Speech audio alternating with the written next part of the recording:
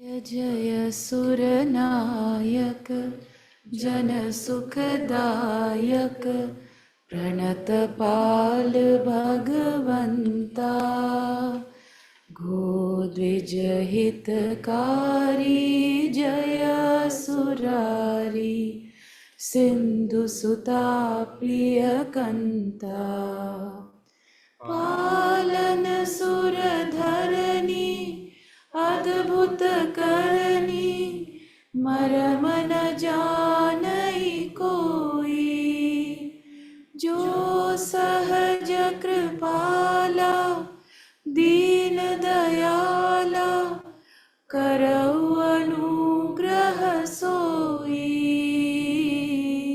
करऊ अनुग्रह सोई। जय जय अविनाशी सब घटवासी व्यापक परमानंदा अभिगत गोतीतम चरित पुनीतम माया रहित मुकुंदा जय लागी विरागी अति अनुरागी विगत मोह मुनि वृंदा निशिबासर ध्यावहि गुण गण गावहि जयति सच्चिदानंदा जयति सच्चिदानंदा। जेहि सृष्टि उपाई त्रिविध बनाई संग सहाय न दूजा सो करहु घारी चिंत हमारी जानिय भगति न पूजा जो भव भय भंजन मुनि मन रंजन गंजन विपति बरूथा मन बच क्रम बानी छाड़ी सयानी सरन सकल सुर जूथा सरन सकल सुर जूथा। सारद श्रुति शेषा विषय शेषा जा कहूँ कोई नहीं जाना जेहि दीन पियारे वेद पुकारे द्रवौ सो श्री भगवाना भव बारिधि मंदर सब विधि सुंदर गुण मंदिर सुख पुंजा मुनि सिद्ध सकल सुर परम भयातुर नमत नाथ पद कंजा नमत नाथ पद कंजा। जय जय अविनाशी सब घटवासी व्यापक परमानंदा अभिगत गोतीतम चरित पुनीतम माया रहित मुकुंदा जेहि लागी विरागी अति अनुरागी विगत मोह मुनि वृंदा निशिबासर ध्यावहि गुण गण गावहि जयति सच्चिदानंदा जयति Sachchidananda.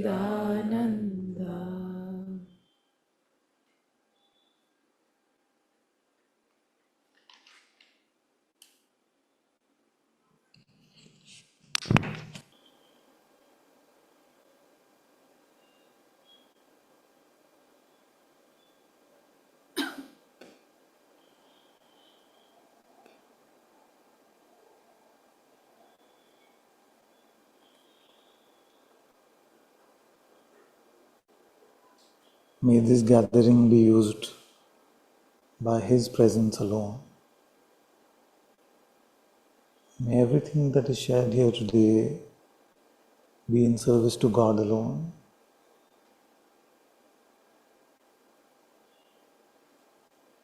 May nothing be about the one who is sharing. May nothing be remembered about him except that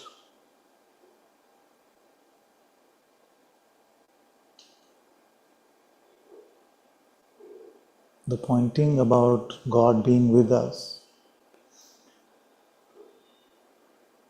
ever present, ever available in our heart. May His light, His love, His presence be remembered and never forgotten.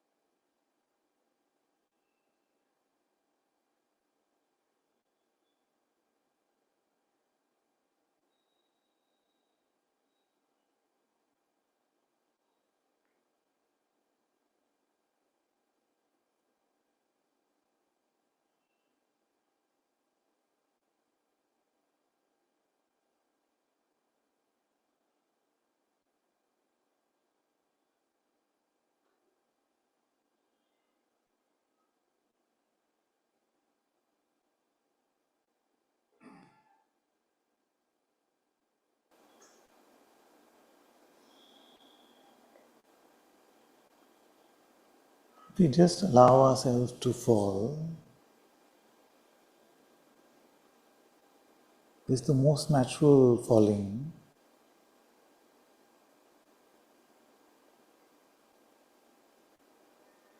Where do we end up?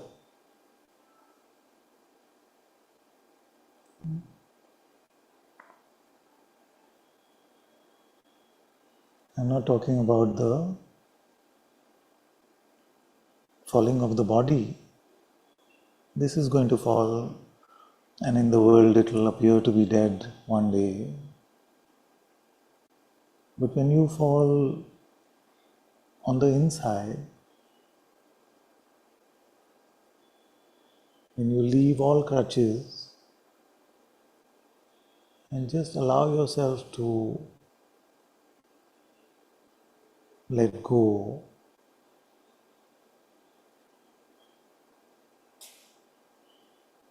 some fear can come, some wobbliness can come.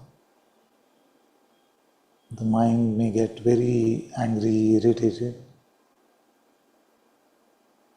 But in spite of all these obstacles, all this resistance,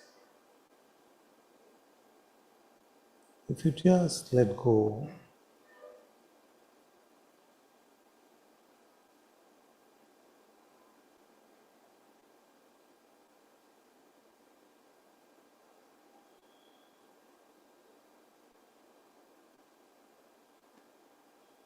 do we come to a place which the mind cannot understand?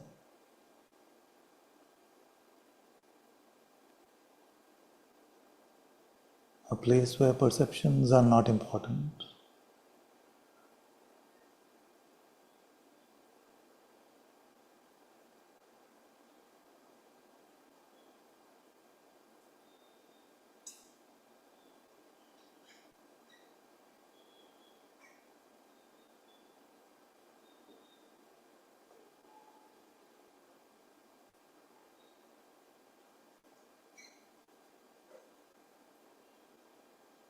Where we seem to be bathed in a holy light,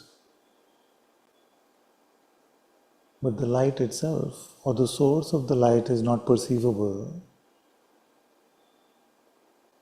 although as an outpouring from the light, you may have some perceptual results like physical light or love or peace or joy. But what is at the center of all of this? In the core of our very existence, what is there? Who is there?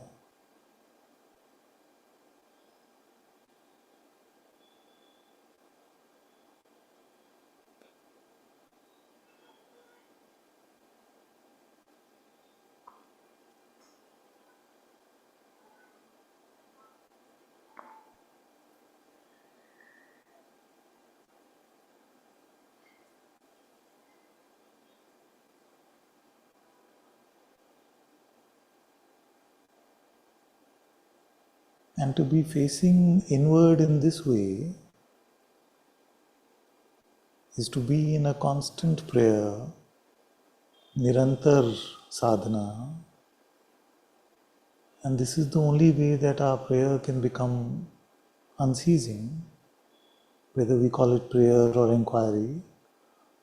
In this place, it doesn't matter.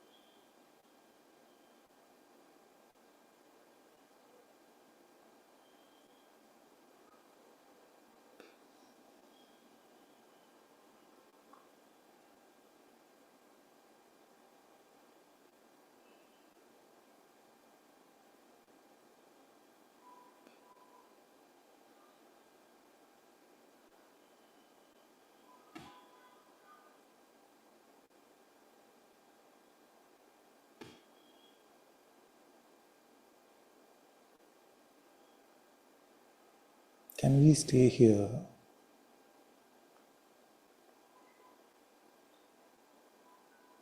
Whether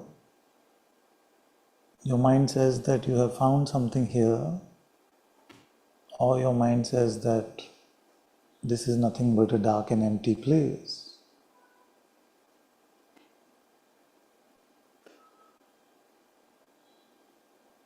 if you can have faith that this is the heart, the spiritual center, where in spite of the human condition and in spite of the oppression of Maya,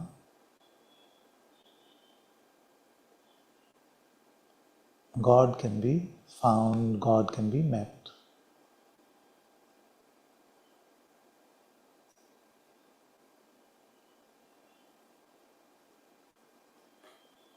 And although it is true that the world is also God, Maya is also God Himself, and yet sometimes His reflected light doesn't satisfy our thirst, our longing. It is the source that we want to merge with, unite with, even though we may not understand it at all.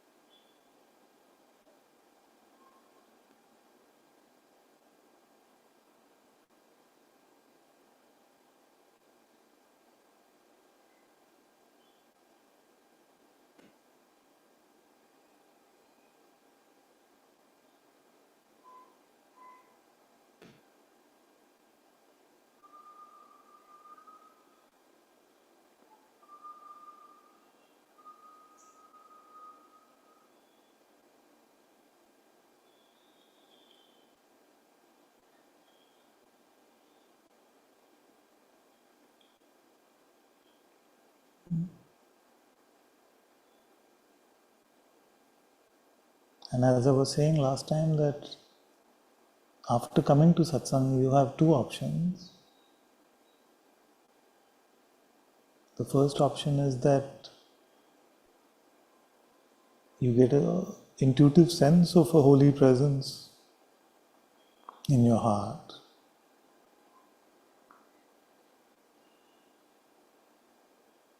And you stay with that holy presence. Or you have faith in the teacher's words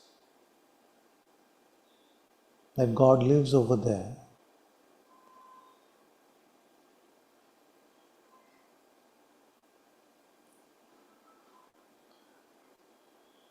So if Krishna was sitting on the couch, but the light was off, and you couldn't perceive him, would that make Krishna less Krishna? Still the same.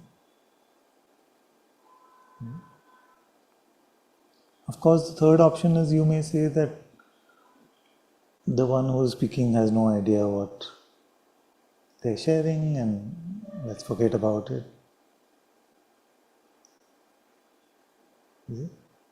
And that is Maya's job anyway, to make us feel like all this is absurd. Just forget about it.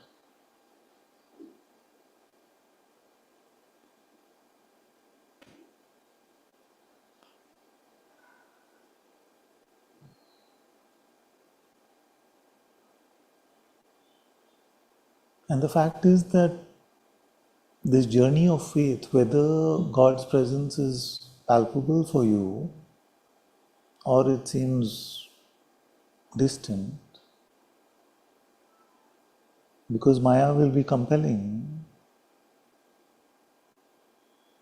all of our spirituality is ultimately a question of applied faith moment to moment.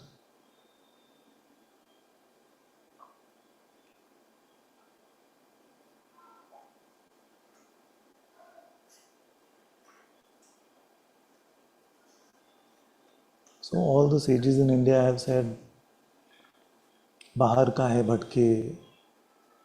Which means that what are you doing roaming, wandering aimlessly on the outside when the true treasure is on the inside?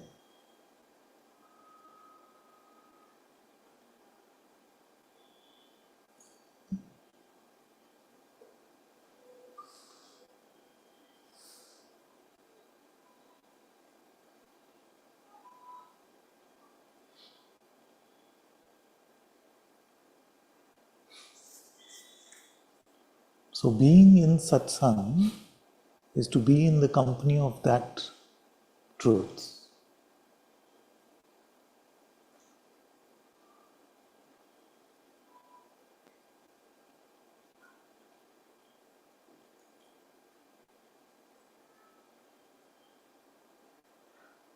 Is it possible to always live here?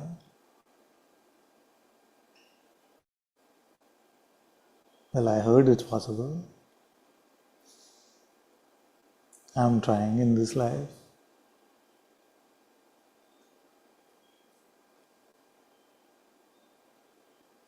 But one thing is for certain, that it is I who choose to leave and not him.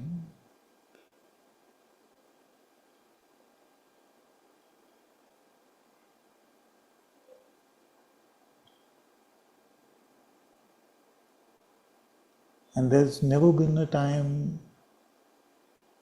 where I've regretted being inward facing. I've only regretted those moments where I'm outward facing.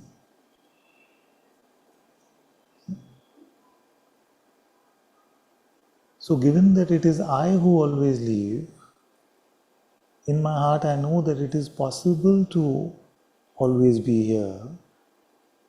It is just that Maya seems compelling from time to time and I get pulled away.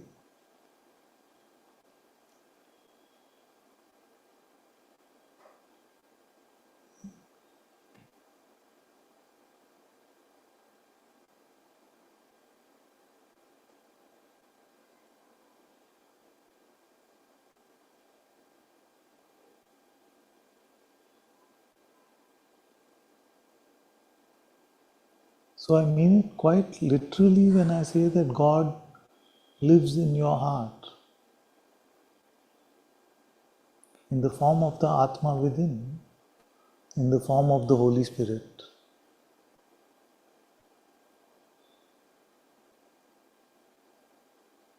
It is more factual than anything we can say in this world.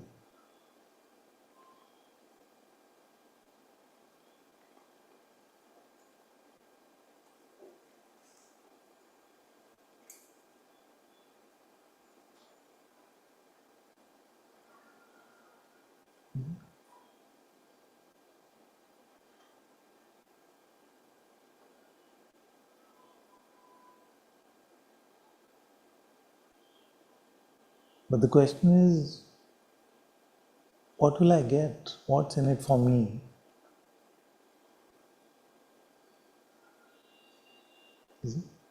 And truly speaking, everything is self-realization, recognition of who you really are, the discovery of an unconditional love, peace, joy, everything. But most times, through the lens of the mind, it will seem like it is a horrible waste.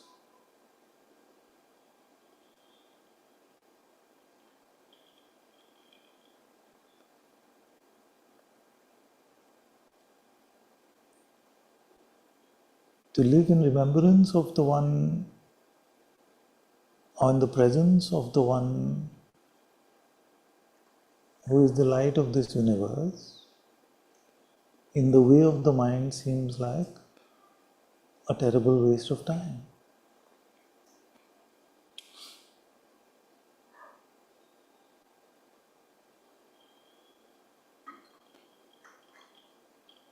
But if you did not identify with that which is going to die, then it would not seem that way. If we did not take ourselves to be this me,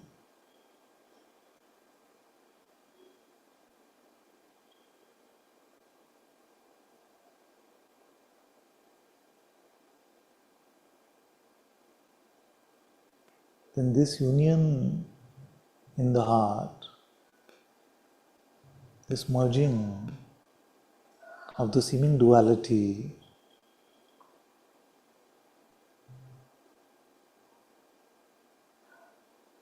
is all that is important.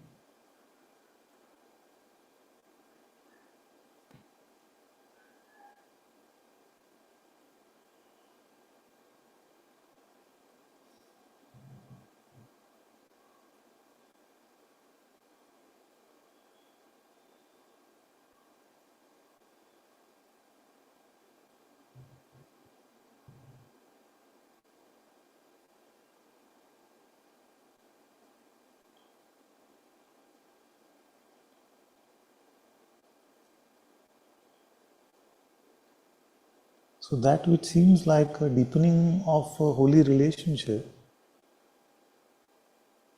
and ultimately leading to a holy union,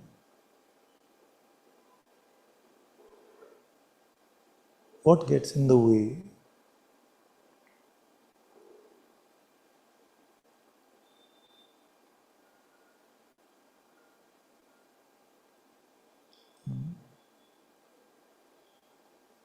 What seems to create some distance?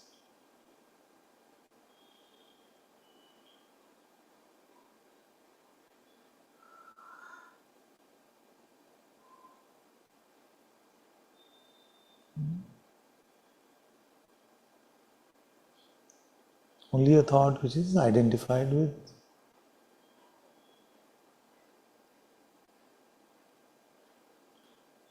Because our relationship is so intimate that even a thought can get in the way.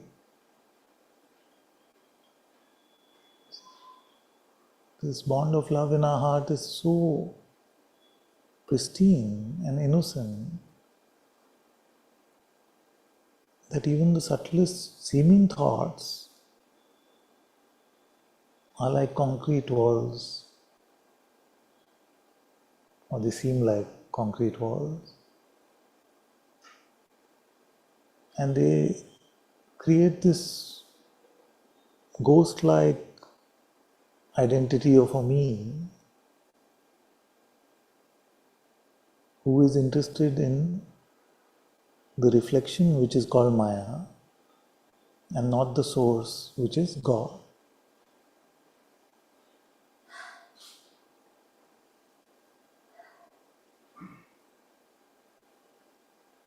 So when we leave the holy presence of the Atma within our hearts through identification with pride, selfishness, grasping,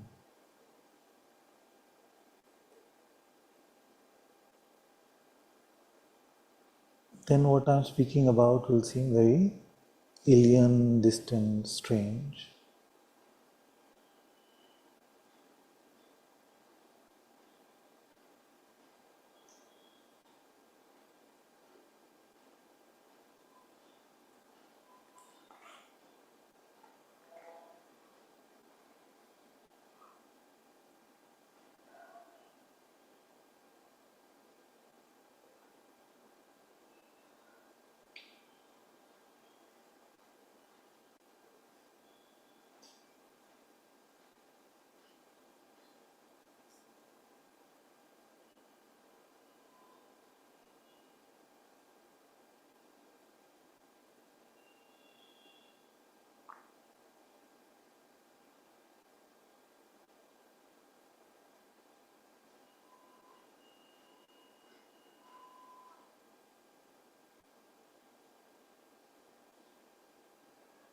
So to keep our heart temple clean,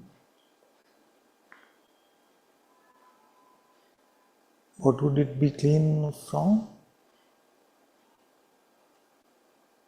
These egotistical ideas,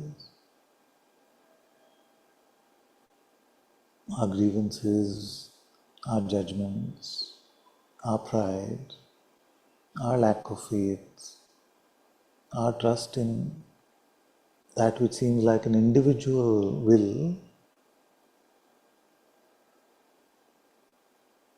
rather than waiting for God's will to move us and to guide us.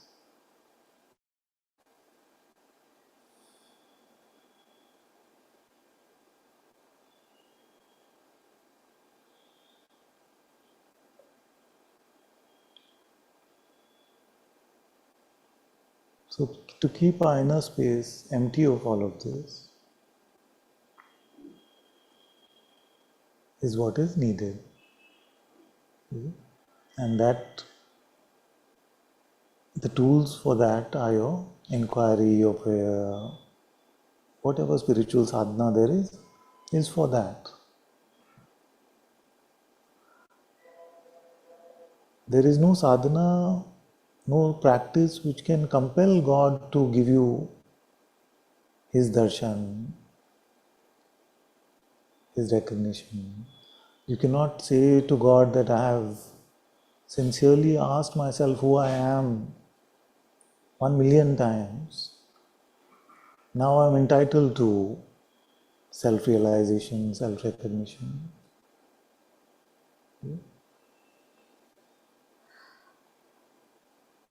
But it is important to do whatever resonates with us to keep this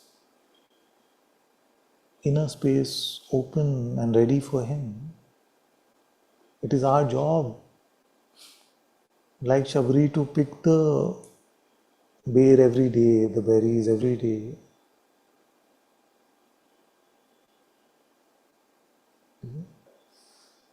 We cannot say that I have tried for 20 years, 30 years, 40 years, He's still not come.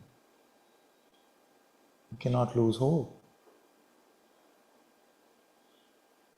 Because anyway, our life is already much better in that way than it would have been otherwise anyway. Even with the intention of making dinner for God and living every moment ready for the guest to arrive, although to the mind may seem very oppressive and terrible, actually is the sweetest way to live. And to put yourself at the center of your heart altar, the made up me, is actually the most oppressive way to live, although to the mind it seems like winning and achieving in this world.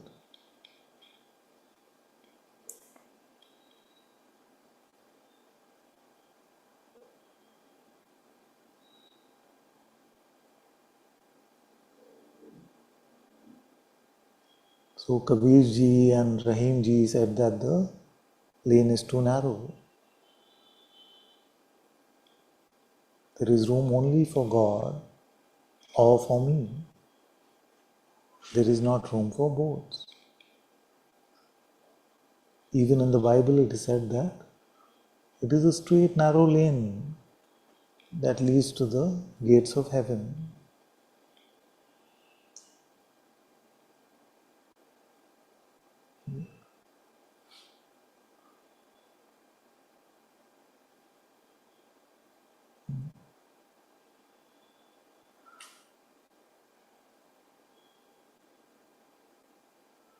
So can we live as if, even if it seems like an as if, which many times it does, as if He is always with us?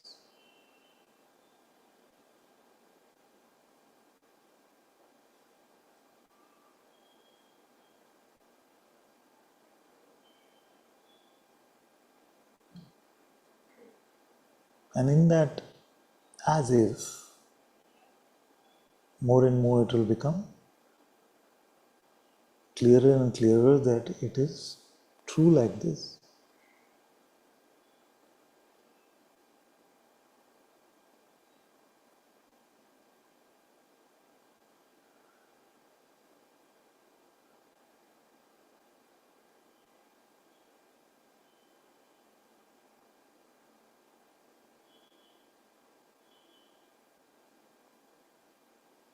Does anyone feel like he is not always with us? He is not always with me.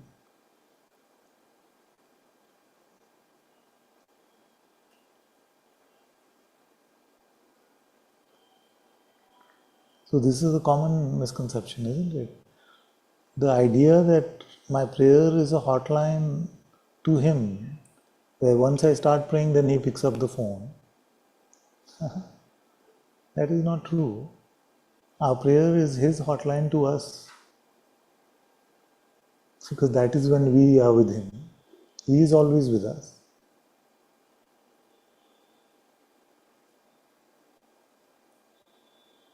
Is it? So given that it is true and you know it somewhere that this is true, why do we not live like this?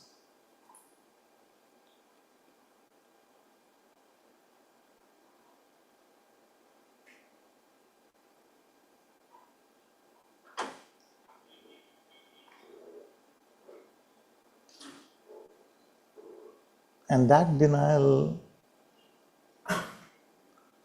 that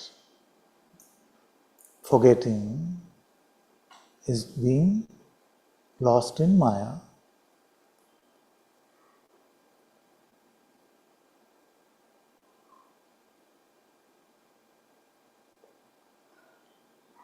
What stops you from living as if He is always with you in your heart?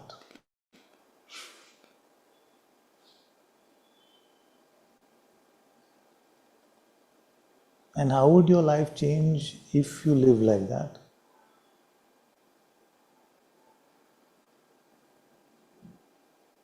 It would be the end of loneliness, anxiety, all this suffering.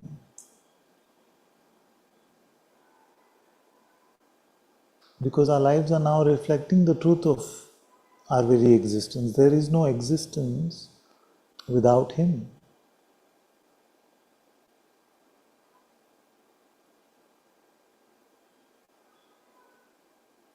You see? So, what is the symptom, the primary symptom of forgetting Him? It is when we suffer, yes, that's the outcome. But just like the almost immediate symptom is that we want to make this about me.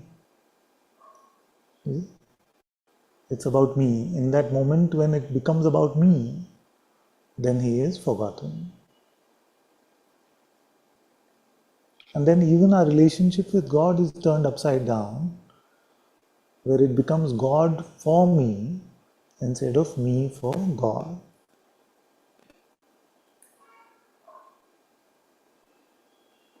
You see?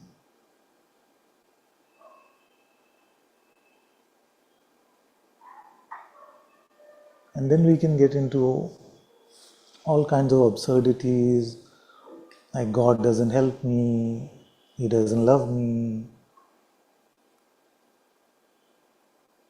He doesn't answer me, He doesn't fix my life.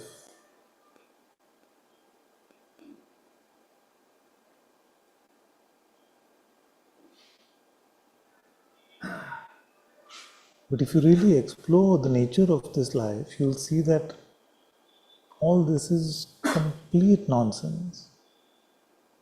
Because our very breath is a gift from Him, our very next heartbeat is a gift from Him.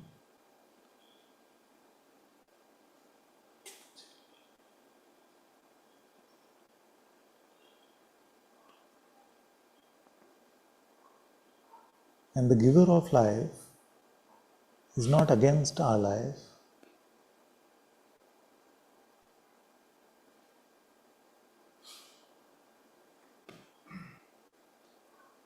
So one of the symptoms is to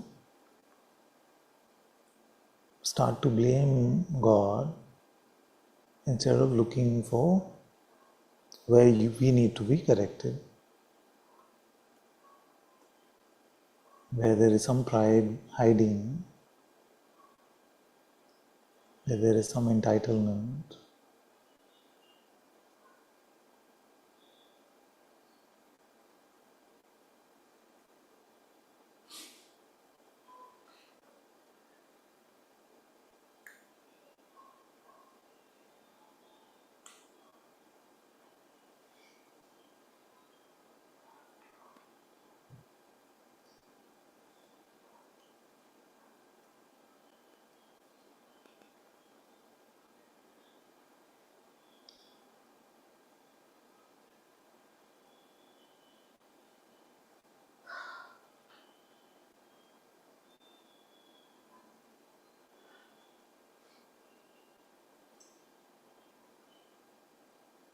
So to have faith in the living reality of God, who is alive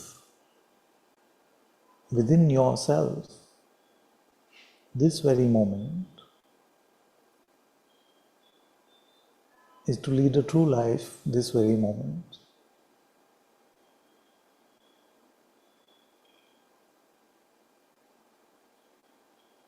And to forget about the living reality of God is to lead a zombie life this very moment.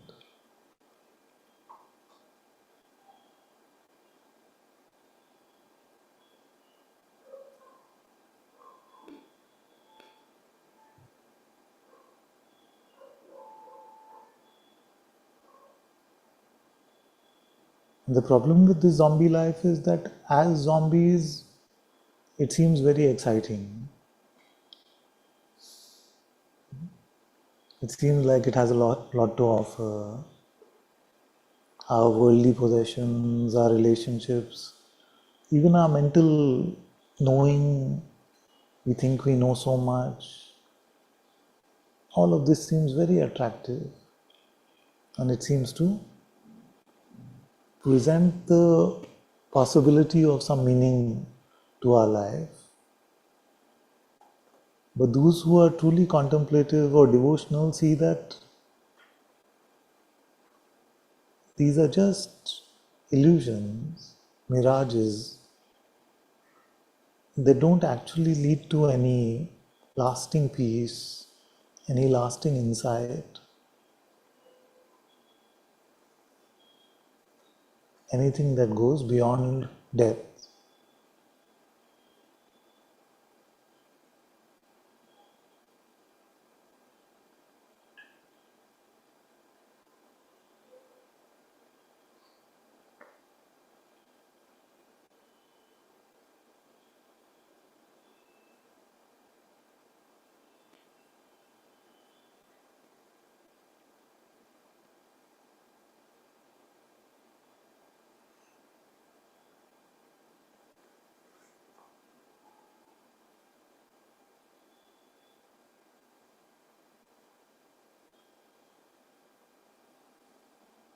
How can we value His presence?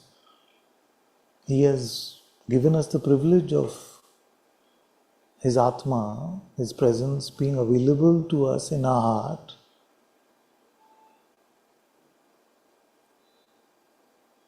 How do we honor that privilege? How are we grateful for that presence?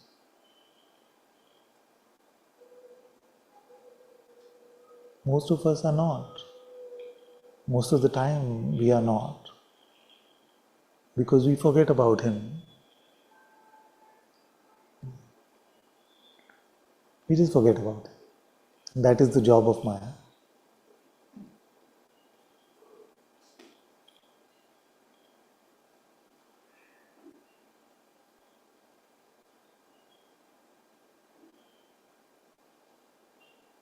If He was living in a room in our house, would we clean up that room?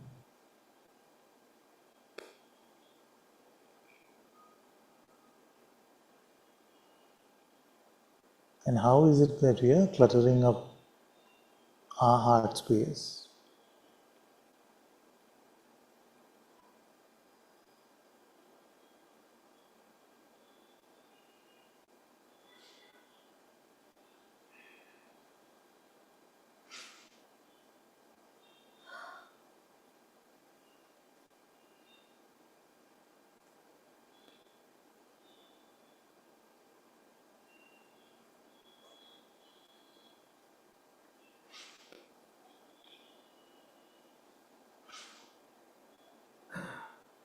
What is that which is holy, which we can place in His room? What about our love for Him, our faith in Him, our gratitude to Him, our humility, our patience, our courage, our acceptance, our openness?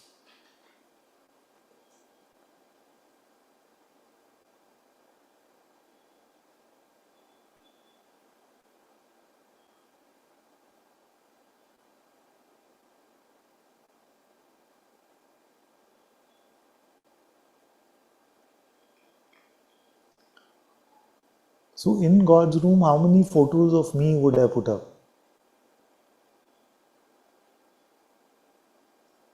And isn't that what we are constantly doing? All our inner space is constantly obsessed with, what about me, me, me?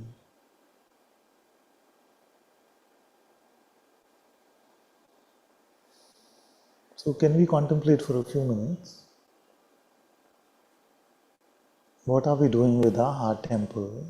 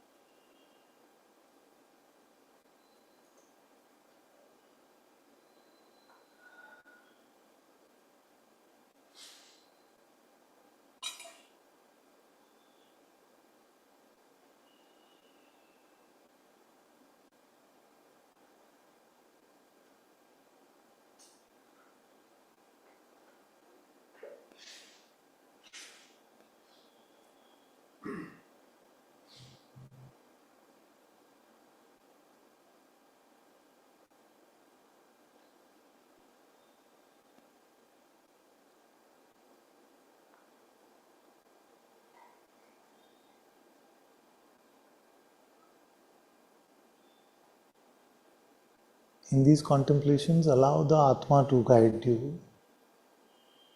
Be spirit-led and not intellect-led.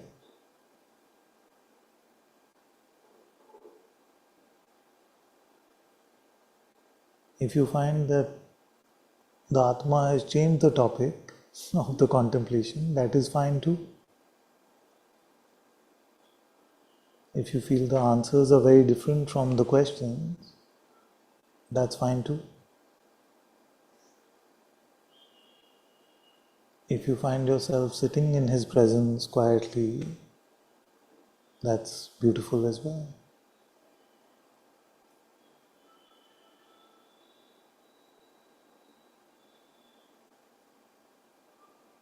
So allow these minutes to be devoted to the discipleship of the Atma, the tutelage of the Holy Spirit.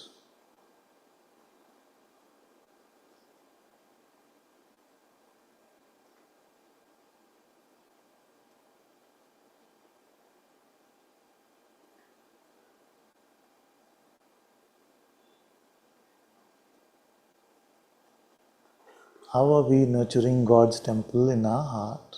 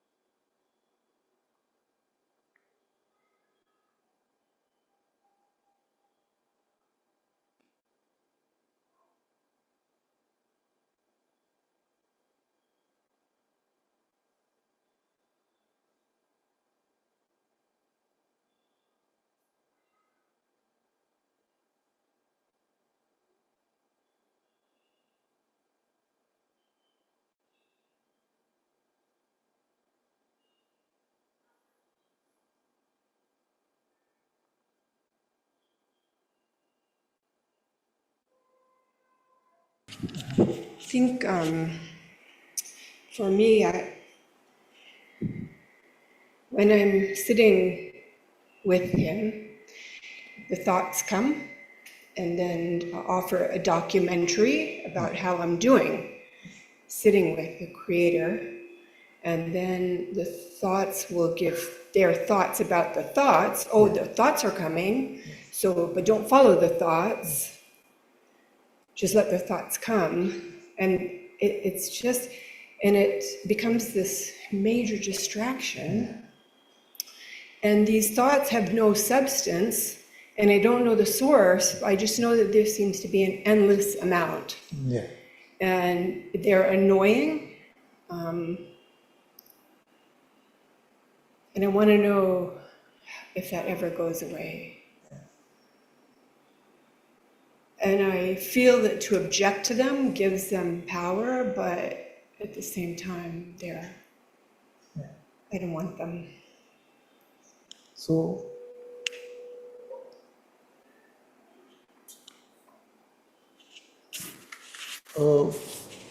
intermediate step, while we come to that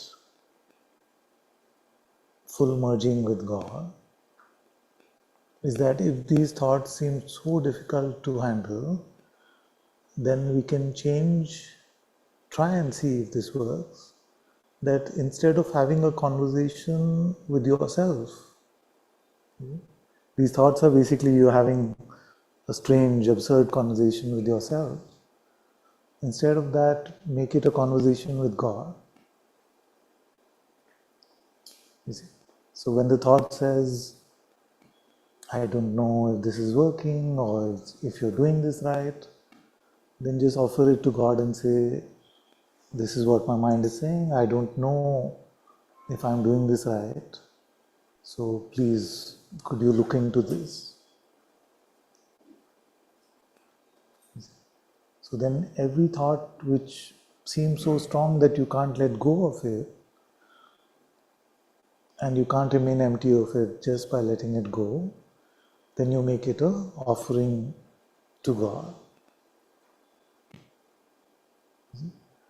And in that communication with God, that itself will turn into a communion then. It will turn into a silent sitting together, and then that together will vanish into just a oneness. But because I said that, doesn't mean that just to sit and be in communication with God is a lower level or something like that. It is also a great privilege for us to be able to do that. So when the thought comes, sincerely we can say, this thought is persistent, it seems to be quite true, I believe it very often. God, please can you help me look into this, help me be free from this, or do whatever is your will about this particular topic. And I know nothing more than to keep offering it to you. See what happens with that.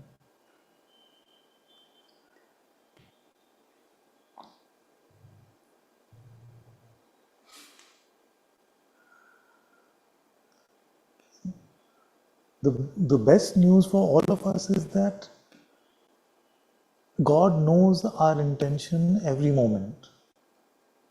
And that is what is important. Do you feel like there's a chance He couldn't know? Or He doesn't know? Right now, you're trying to find the truth about who you are, or you're trying to find God in some way, either as His presence or as His guidance. You're trying to look for God in some way. Do you feel like there's a chance that He doesn't know that? He knows that fully. And as long as he knows that, and you keep remaining in the innocence of a child and you don't know too much, then our life is always going to be taken care of by him. The only time where it seems like he takes a back step is that when we start to think that we know a lot.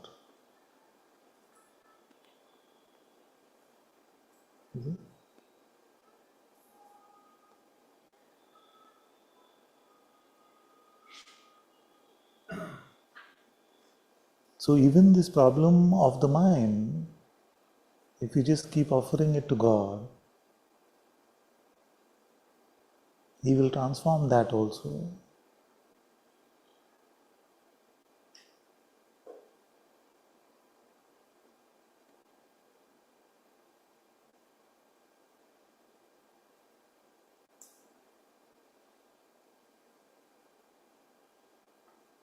So really it is not about the method, whether our method is to be open and empty, whether it is to pray, whether it is to inquire, whether it is to just sit in communication with God. It is not the method that is important, but the fact that we have made this moment about Him and not about me. You see? Actually, just this morning I heard something very beautiful. So, St. John of the Cross spoke about this. He said that we may think that we sat in prayer for half an hour, but it was a terrible prayer session because we were constantly distracted by our thoughts. We may think it's a terrible prayer session, but he said that the way I look at it when it happens is that 100 different thoughts came, they distracted me away from God, but I gently took the step back and tried to stay with God. So these thoughts coming gave me 100 opportunities to love God by turning towards Him again and again. So even though the process, the mind itself will judge and say that your mind was too strong at that point, but actually if we are using that, even that as an opportunity to say, yes, I got stuck, but I'm with you again, God. And it may happen just 10 seconds later, and you notice and you say, okay, here I go again. I was stuck again, but I return to you. And here I go again, but I return to you. And this, isn't there a strange beauty in this process of returning to God every time? So, many times it is the way we look at this which changes our whole perspective. So when the mind is distracting, then look at that as a beautiful prayer session where, in spite of the mind's 100 temptations, you try to return at least 100 times. Even if you were not successful, God knows about your intention to return to Him. So we are making a mistake somewhere in all of this, which is to think that this is about some sort of perfection. You see? That spirituality is some sort of perfection. It is never going to be perfection. It is just going to be this moment, what is my intention? This moment, what is my intention?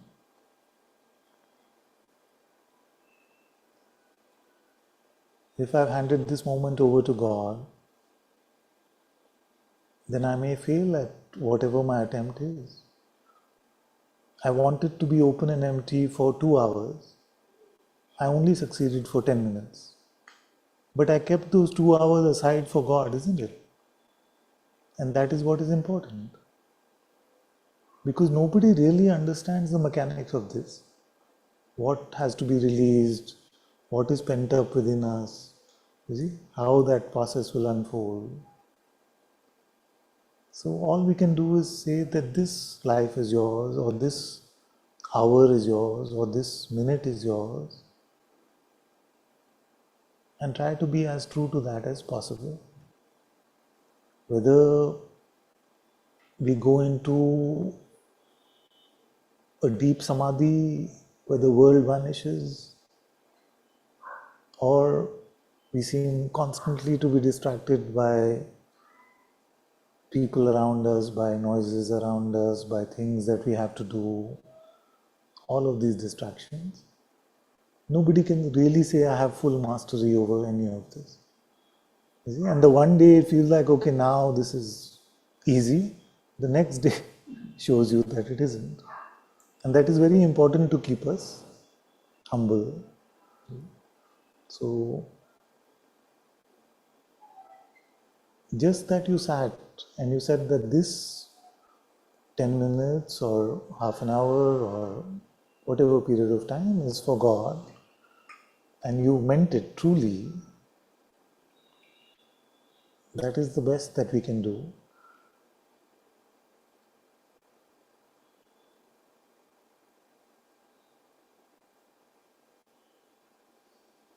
Just remember that He knows our struggle. You wanted to sit with Him, but the mind was completely distracting. Don't feel like He doesn't know that. He knows that. And that is very reassuring, isn't it?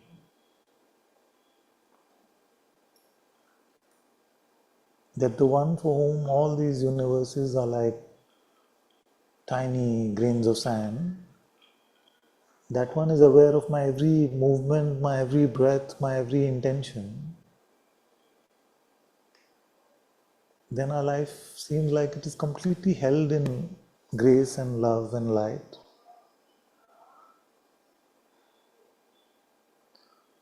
You see?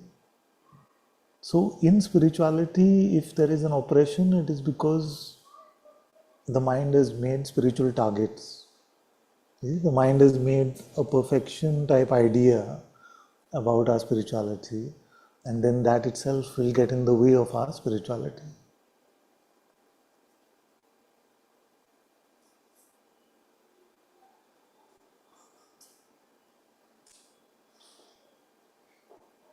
Is this moment about offering yourself up to God, or is it about attaining God for me? I'm presuming that we are in satsang, so it must be either of these two.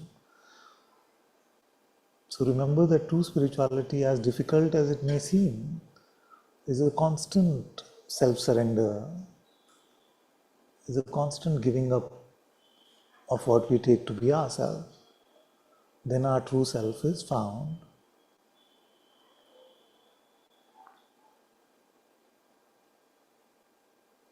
And because it's all a question of faith and grace, we cannot say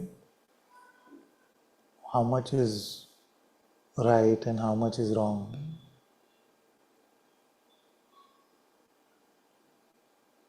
A very beautiful story also I heard in the same talk, and probably some of the most beautiful words probably that I ever heard. This is from another Christian sage mystic called Saint Thérèse, not Teresa, Thérèse of Lisieux. She said that oftentimes she would find a lot of dryness, aridity in her prayer. She would find that it's just she's sitting to pray, but those beautiful feelings of love and peace, they are missing. It just seems stale and dry and boring and full of distractions. So she said that she used to feel like Jesus has had a really full-on,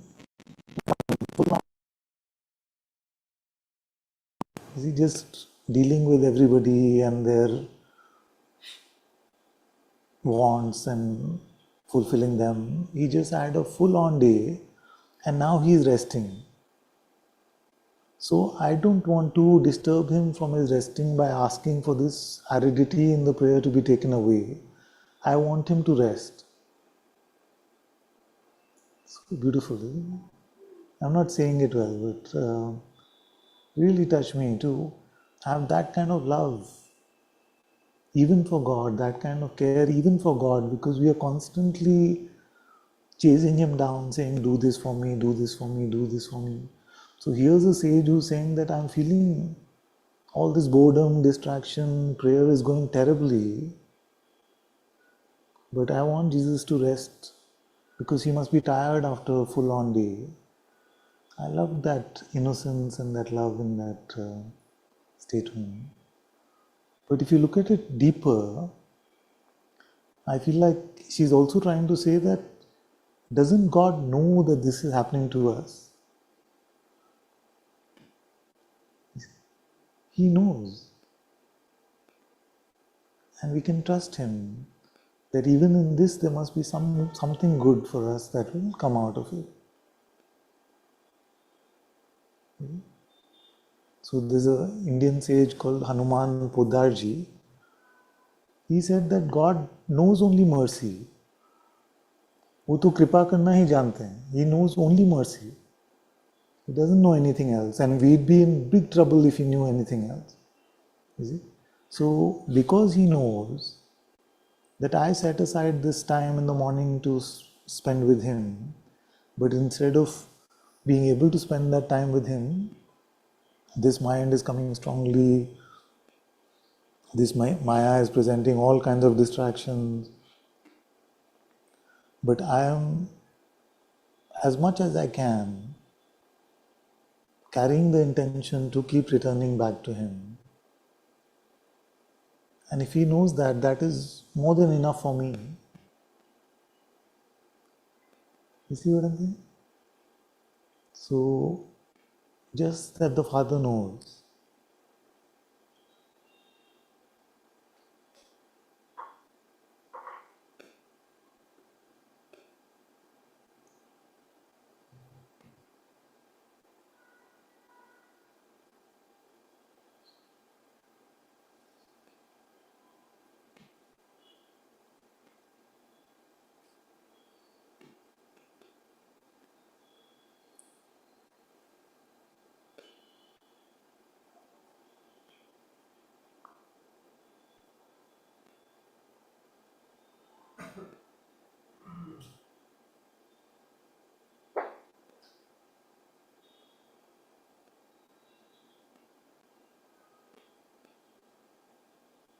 The more we remain inward facing,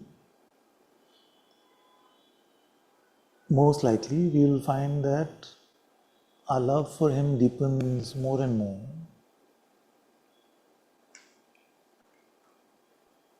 And the more that love deepens, the easier it becomes to remain inward facing.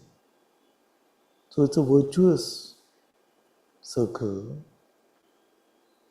But there are many times, there was another sage who found ajapa japa.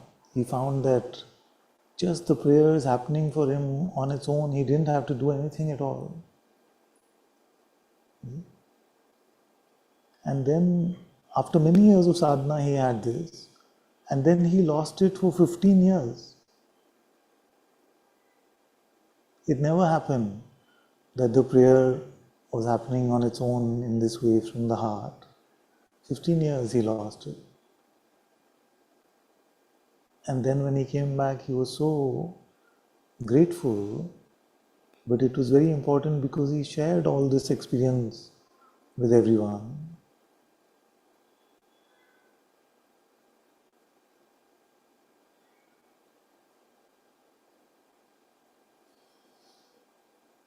So God's ways are always mysterious, and to remain faithful to God is always an act of faith. We will not understand.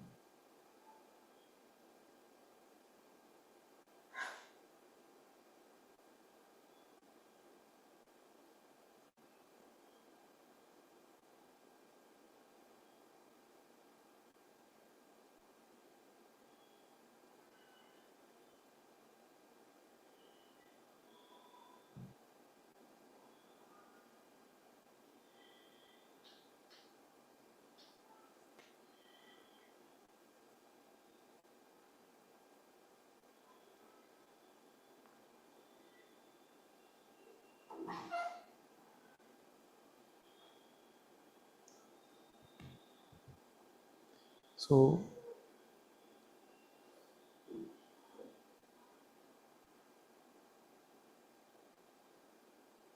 it's a very fine balance. So I'm trying to relieve a lot of the spiritual pressure while not making it a complacency. You see? Because very easy we can get into that. But I'm not the doer. If he wants it to happen, it'll happen. I'm just going to sit and watch TV all day. If he wants me to pray, he'll make me pray. That is a misunderstanding of Advaita. And it is a serious misunderstanding of God Himself. What would be my child's love if I forced him to love me? If I didn't allow him to pick between Maya and myself, and then he picked me, so that was true love. But if it was just robotic where he had to pick me, then what would be so great about the life of a sage? God only made him do it. Why do we put their photos on the wall? You see. So it's fully God's will and it's fully up to us. This the mind cannot understand. So that's why a simpler way of putting it is to say that our job is to set the dinner table for him every night. Whether the guest shows up or not is up to him.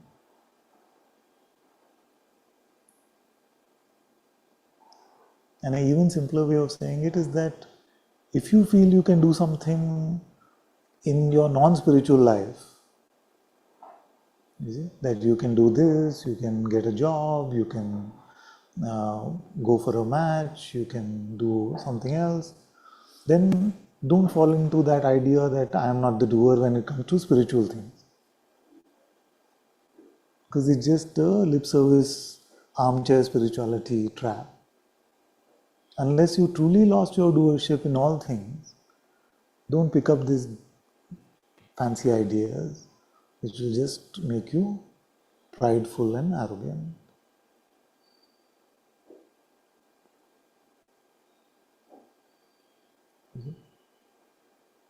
If you truly feel God eats breakfast for you, if He does your work for you, if He moves you every moment of the day, not just feel this when you're sitting in satsang and contemplating this, but actually, moment to moment in your life, then you have gone beyond doership.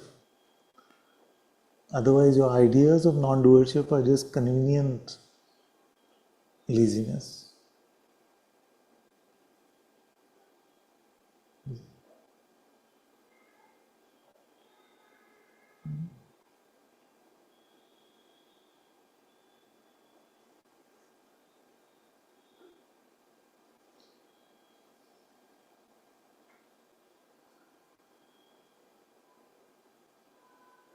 Why is it that just when it comes to spiritual things, we say like this? I say to someone, why haven't you come for satsang? They say, you haven't called me. And I say, but I have been calling you. But we don't live like that with everything else. We don't wait to be called.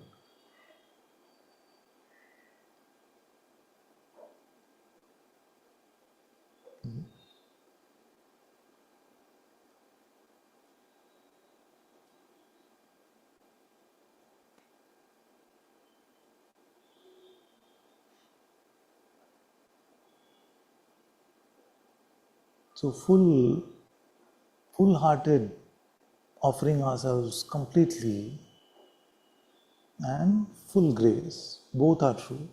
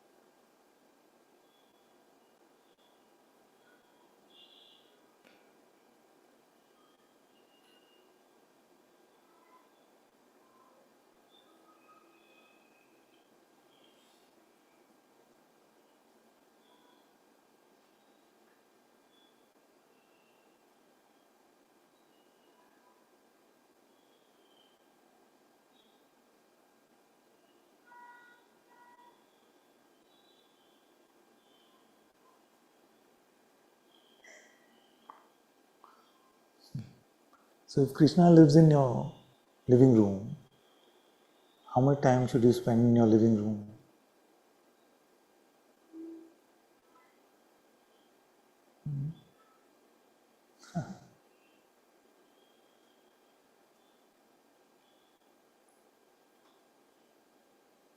It would be foolish to not just always live there.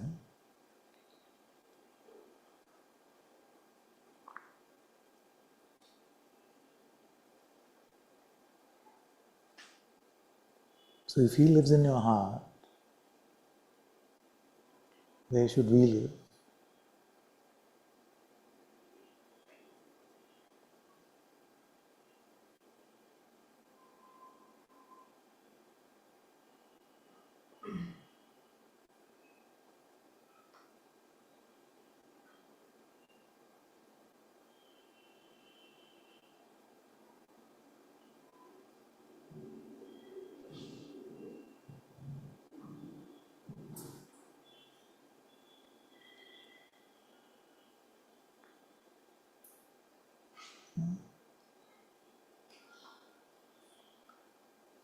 At what times is it wise to leave the living room if Krishna is there?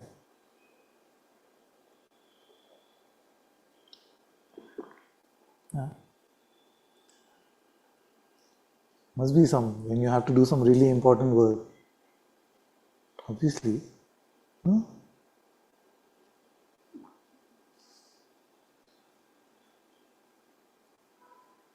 Yeah? And you can't spend your whole life just living with Krishna. You have to do some important work also. Yes? And as absurd as it may sound as I'm saying this is exactly what we do in our lives. I don't have time to pray. I don't have time to inquire. That only means that I don't value it that much.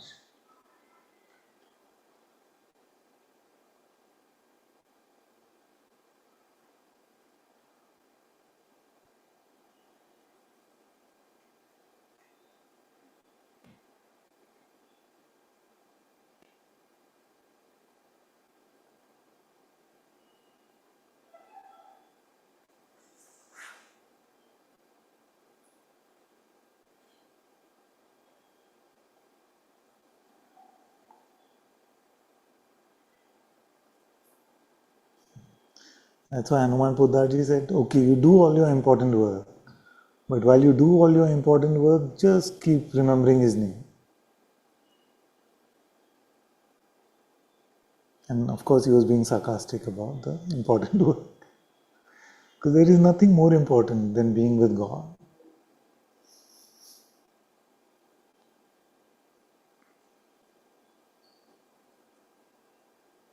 So remember him all the time.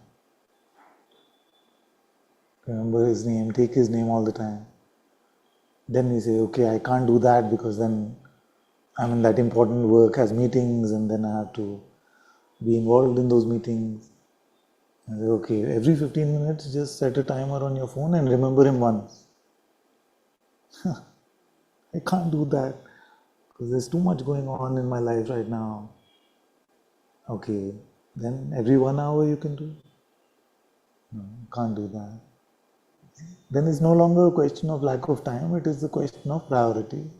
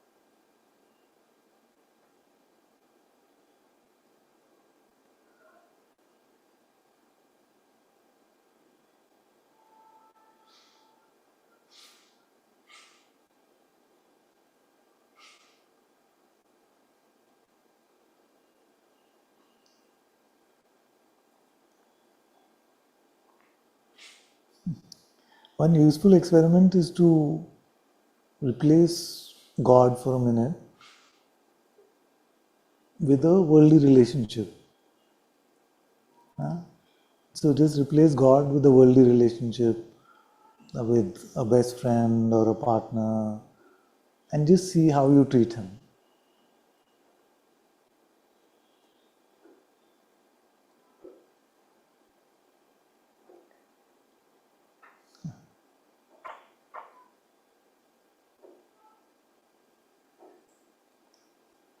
So to be present to God's presence is what we need in every relationship, isn't it? To be present to the presence of one that we are in a relationship with is what every relationship asks for. So why not our relationship with God in that way?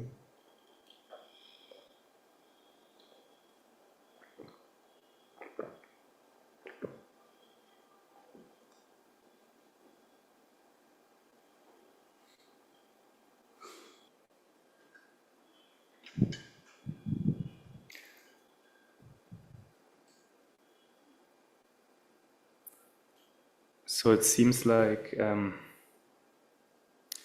you know the process how ghee is made? How ghee is made? Yes. Sort of. Yeah? I'm Like glad my wife left, but sort of, please. Like the milk solids, they get separated from the, or forget it. No. Oh, somebody who knows can help. So the milk solids get separated from the fats, is it? What is Yeah. it? You churn it. And it feels like for me, there was always this desire coupled with something. With? Something. Like desire to do something, desire to eat, desire to do this. Now it feels like as if desire alone remains. Like it is not coupled with anything, but this desire, it still is there. And it's, making me crazy. Okay. So you're saying that it's not desire for a thing, but just like a sense of desiring that remains. Like, how do you know it is there? What are the symptoms?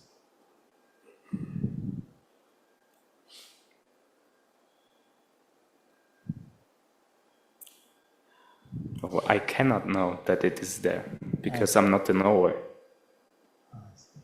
So you don't. So the report about it being there always is speculation or no? Just let's speak as friends. Don't worry about.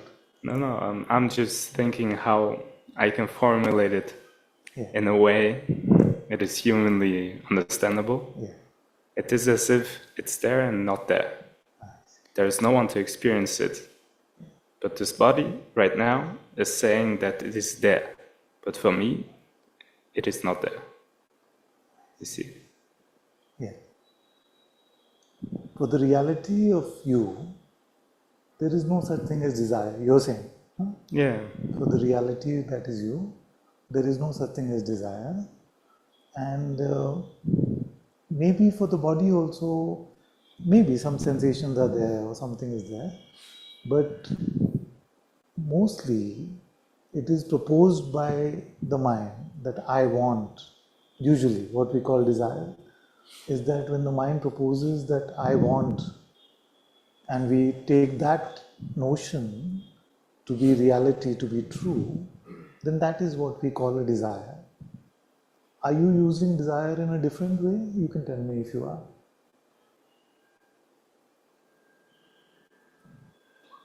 So that is a given that for the reality of what you are, there is no possibility of having any desire. Is it? Now we are talking about the worldly play. Is it? Where it seems like I'm hungry, because for the reality of you, you are never hungry. I'm sleepy, for the reality of you, you're never sleepy. So we've kept the reality of you as awareness aside for a moment. And you said, okay, there's an aspect of you which feels like there is a grasping for something, a wanting of something, but the something is gone now, and only like a grasping remains. Like for the reality, nothing exists. Yeah. It's only just, it's not even the I. It's like, it's so strange because for me nothing exists, but at the same time, yeah, something exists, but I'm not aware of it. I see. It's like, I cannot even describe it. What is the what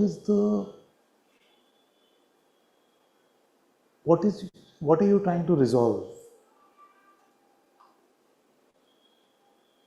With my question? Yeah.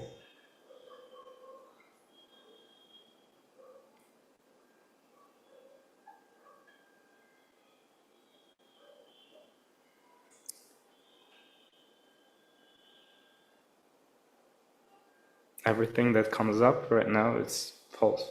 Like, there is nothing to resolve. In reality, yes, there is nothing to resolve. But what is that what is that aspect of falseness which, when presented to you from time to time, still seems to be real? Maybe not in this moment, but on other times, is there something at all? Like I said, there is, and there is at the same time nothing. I cannot say it. That is the human condition. And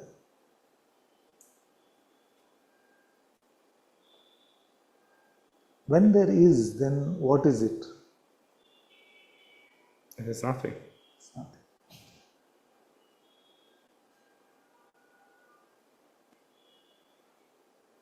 How are your days like? My day is like, I'm not even aware of it. The whole day I'm sitting and doing nothing. Like I'm not You mean the body could still be doing, but you are not moving? Is that what you mean? Yeah, the body could be moving, but the body is not moving most of the time. And I'm not even aware of it. Yeah. That what the body is doing or not doing, I'm absolutely doing nothing. Yeah. And if there's some memory of the past, was there a time where it switched into this kind of realization, or it's always been this way? Like even saying it has always been this way, it's not even present. Like yes, but even that realization is itself not there. Good.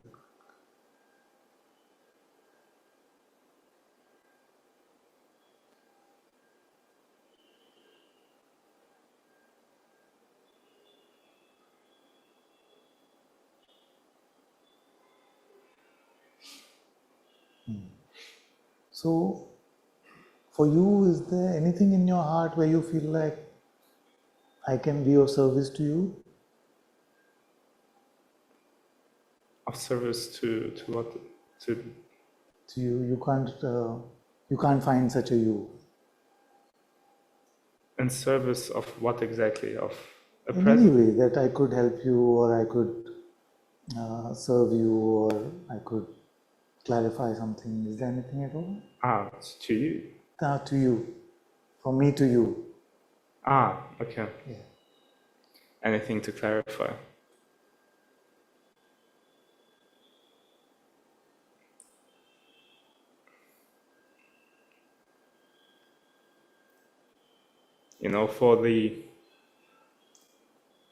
For the I, let's call it, that exists, but for me it doesn't. There's seemingly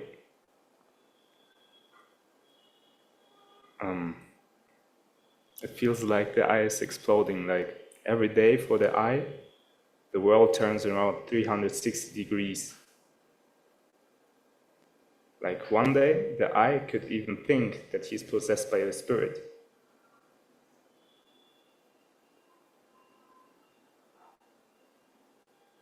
The next day, the eye could eat 10 Snickers. Yeah.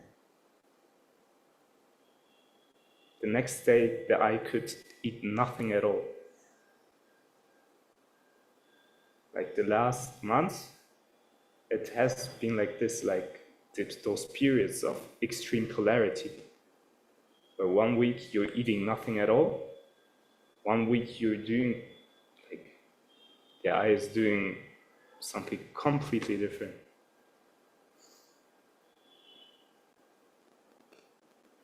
And it seems for the eye to have kind of a thing, like a doubt that, is it truly God's will? That Is it true?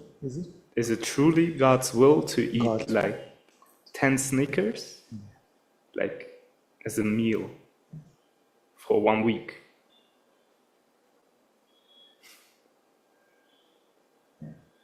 And what is the answer to that?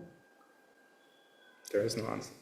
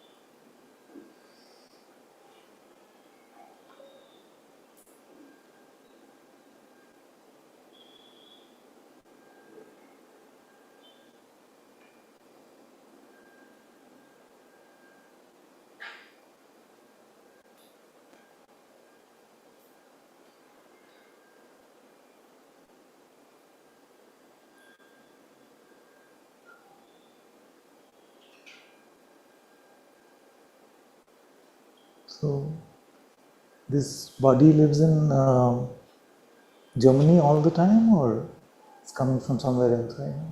From Germany, yeah. And you're here in Bangalore for some time, or? Yeah, I'm gonna leave tomorrow, actually. It's leaving But for 3 months, I'm here visiting also Tiruvanamalai.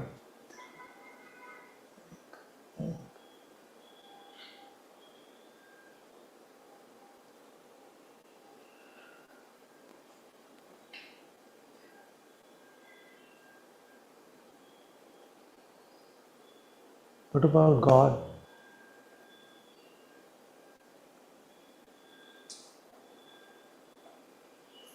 God? How my relationship is with him?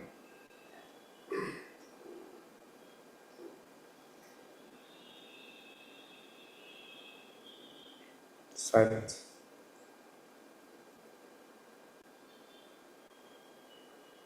I cannot answer that question.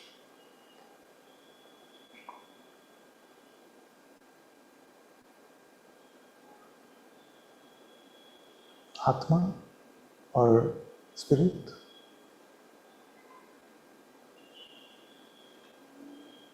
No answer.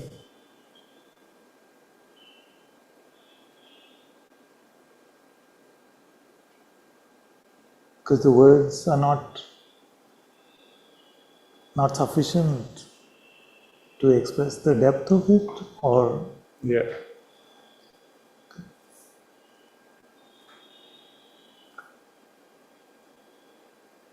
Like in that, there is nothing to describe or arise. That's why I cannot answer. Say that again, closer. In the Atman, or in God, there is nothing to arise or describe. That's why I cannot answer. I don't have anything. What about love? Love? And love is an experience. I don't have it. So to be honest, the body has been, for the past few months, in like a deep depression.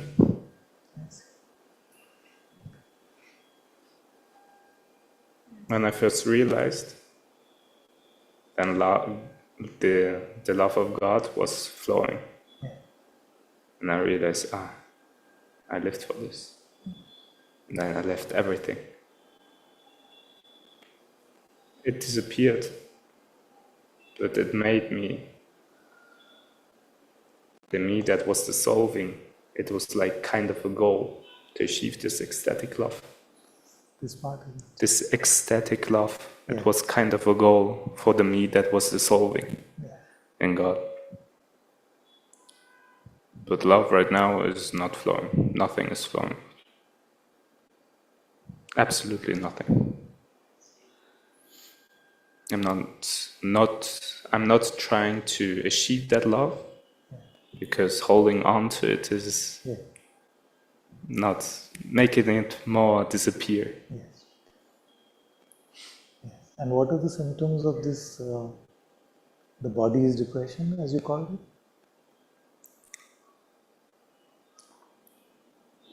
Those symptoms, you can say that every time a person tries to look at me, I get a kind of resistance coming, and it's as if the person doesn't even notice me. Like as if I'm invisible completely. It was the whole life.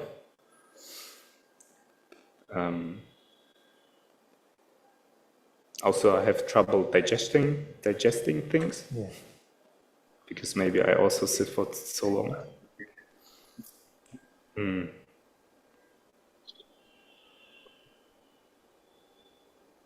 So when you say person, you're talking about somebody from the outside looks at you. It feels like a kind of energy, like I can just sit here. Maybe a person wants to look at me from here. She tries to look, like she tries to look. Resistance is coming, and then she looks away, or he looks away. And that is leading to a depression? Or?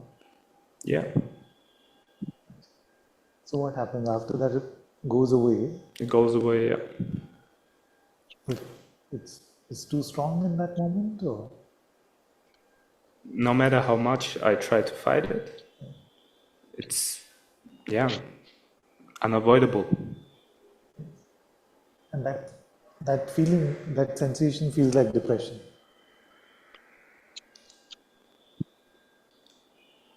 Yeah, after a long time, when it happens, when nobody notices you, yes.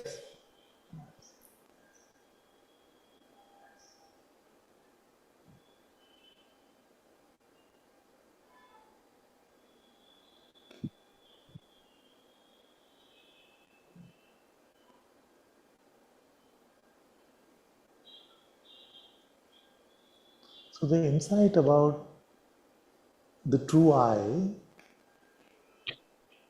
when you refer to that insight, do you refer to it freshly, or do you refer to it from something that you already know? I didn't understand the question. The I, the reality? The reality of you, Yeah. when you refer to that with words, are you referring to the insight which is fresh and alive, or is it something that you experienced in the past and now you know it?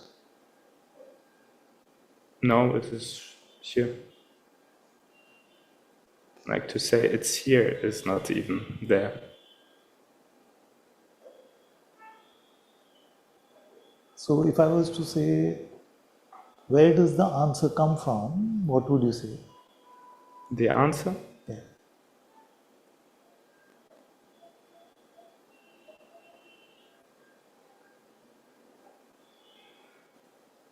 Oh, it comes from nowhere.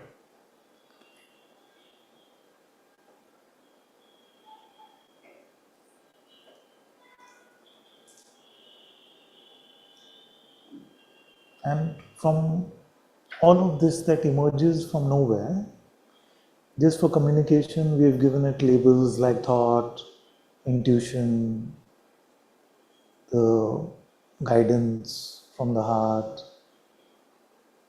Do you feel like any of these labels fit into what you're saying?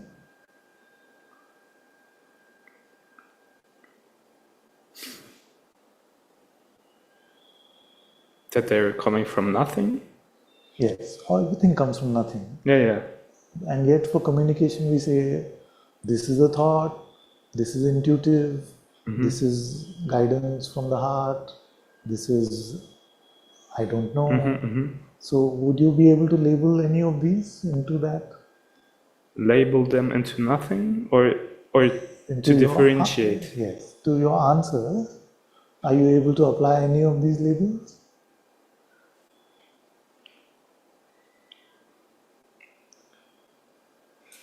Kinda yes, but they're falling away. Yeah. So what would be that kind of yes? Which one? The kind of what? The kind of yes that you could, what would be the label you would use? For what? For the answers that are coming from you?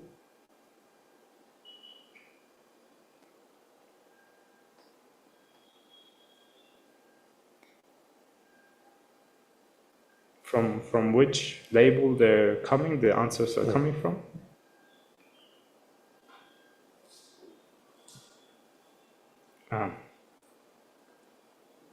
There's no label to it. There's no label to the answers.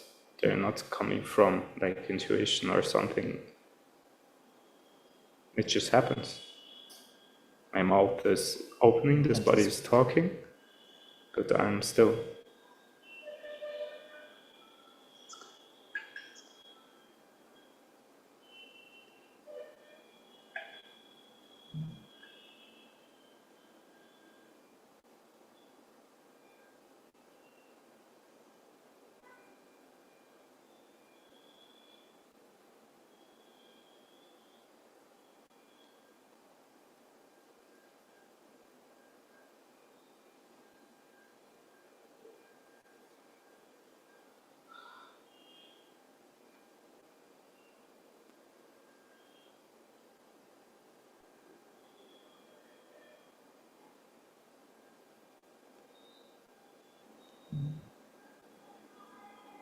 What happens to the realm of perception? To my perception, it's just, I cannot say anything, there doesn't arise anything that I can say. I cannot describe it.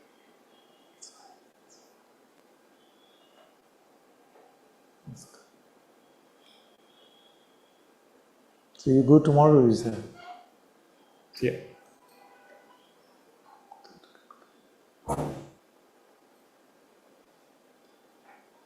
Full blessings, full love.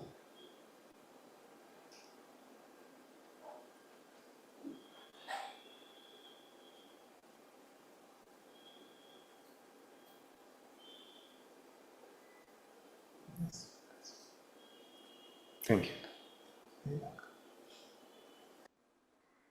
I really enjoyed the sharing of the brother who spoke earlier. So yeah, just I want to thank him very much and bless his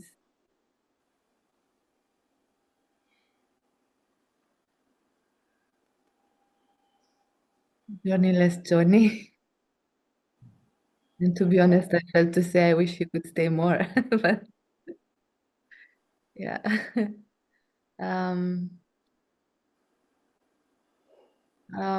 Something that also I heard when he said like his body is doing different things, but he's not changing or he's not moving. And I guess what I maybe I need your help with is to be able to see this, I guess, this situation that we are in from a maybe true perspective, if I say that correctly. Mm. Yeah, if you feel to share anything, please.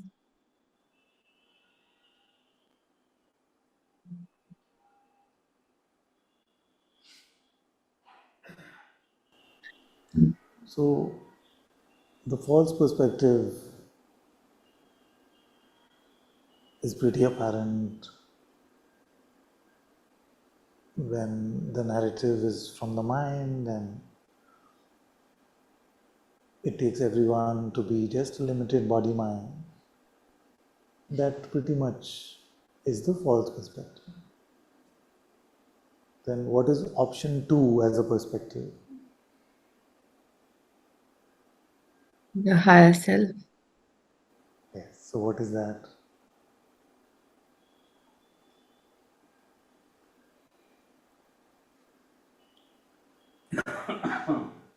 And is there a difference in where that perspective comes from? So you can have a perspective saying, this is a hand, then there can be another perspective saying, this is 5 fingers and a bundle of flesh. Then there can be another perspective saying, there are 3 digits possible in each of these fingers. All of these perspectives coming from the same place, which is the mind intellect. Now, when we say the higher perspective, what is the source of that?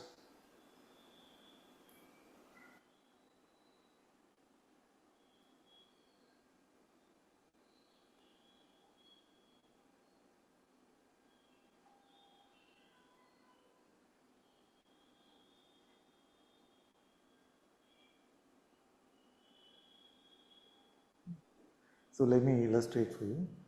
No, So no, I can you don't need to say anything. I'm just, say, mm, I don't want to give you an answer too fast. okay, And I'm not, I don't think the answer is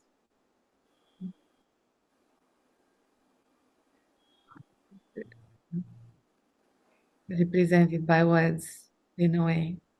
yeah, Like your question is pointing to something. It's just it feels that I'm raising to the response, let's say, within my own self. yeah, that's very good. That's very good.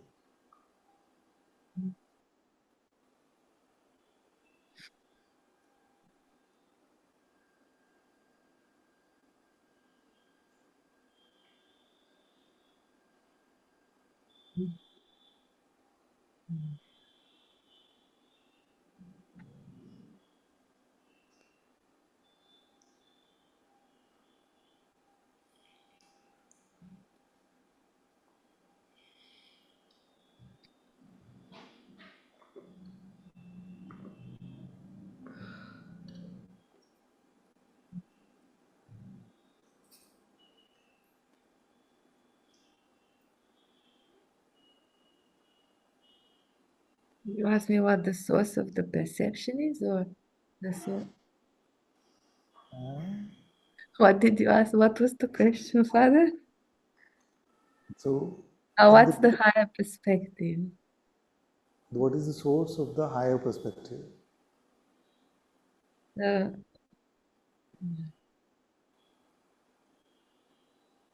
the emptiness itself. Emptiness.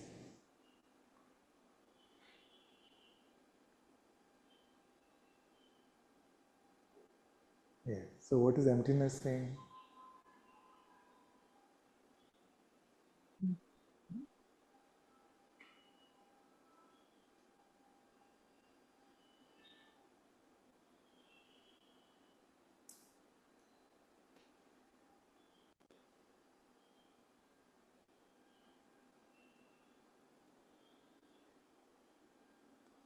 It's saying nothing. There was an intuitive insight, or there was some, for a moment, there was this,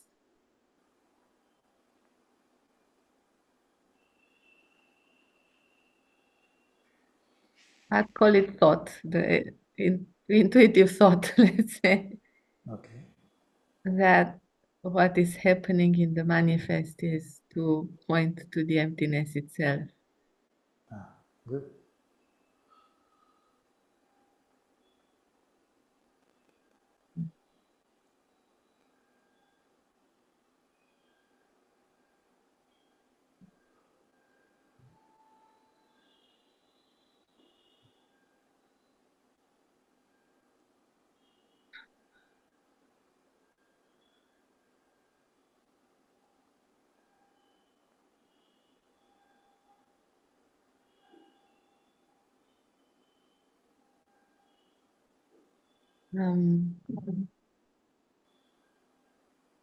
There is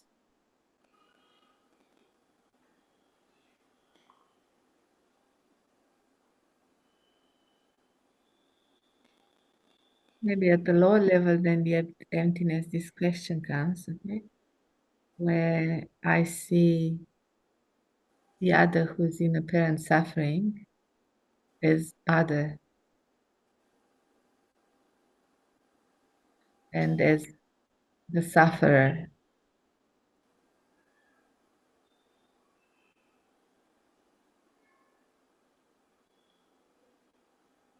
And there is an inclination to want to change that state. Not an inclination. An inclination is an understatement. There is a strong will and interest and commitment to change that state.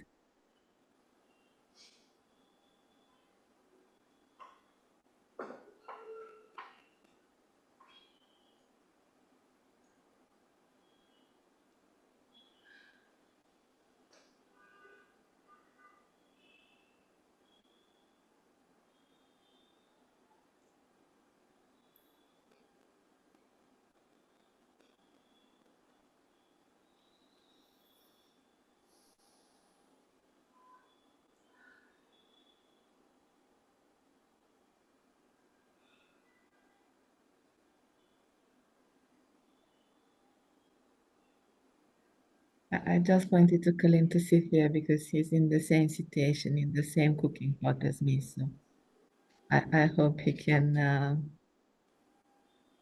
grasp something out of this as well.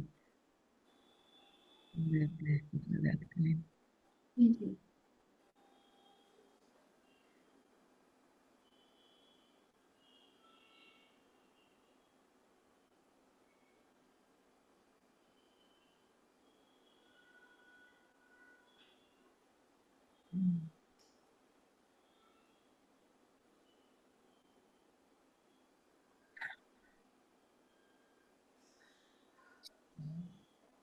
Mhm.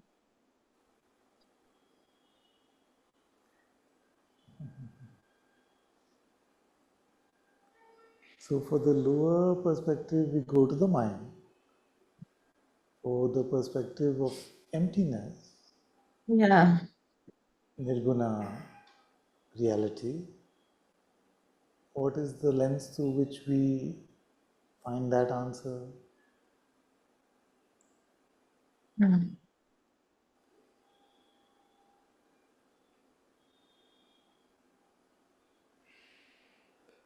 The answer of duality and other. To go to the highest perspective, we go to duality. No, no, I said you're inviting me to go to Nirguna to find the answer of my question about duality.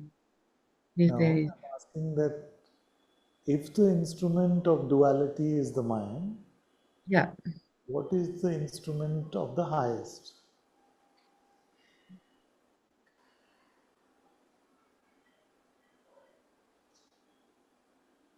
And the emptiness.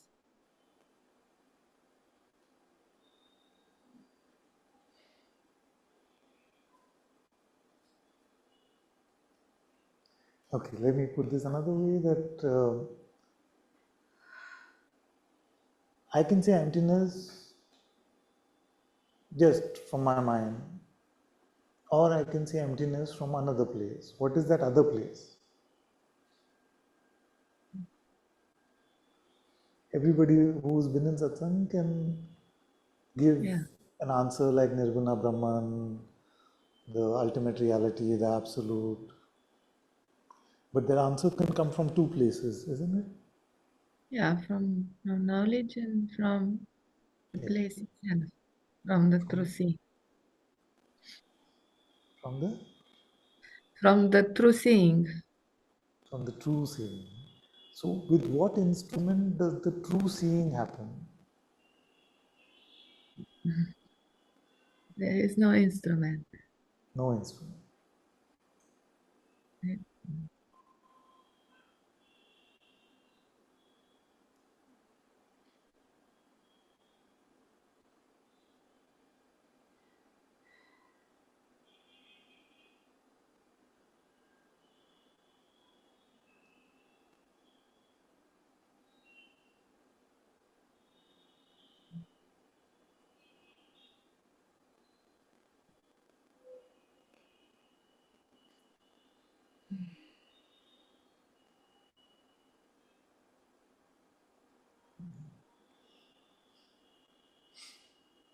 You help me with something. There seems to be some sort of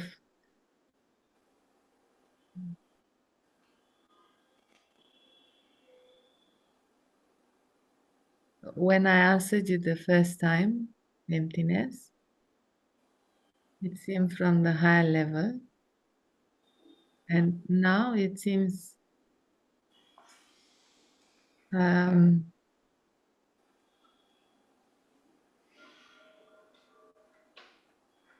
to be maybe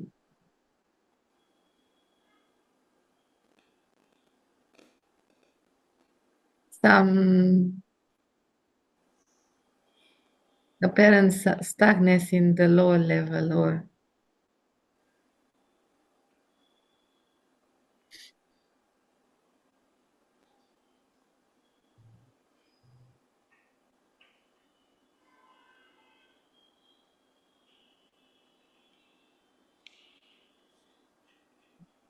like some sort of energy or form of energy that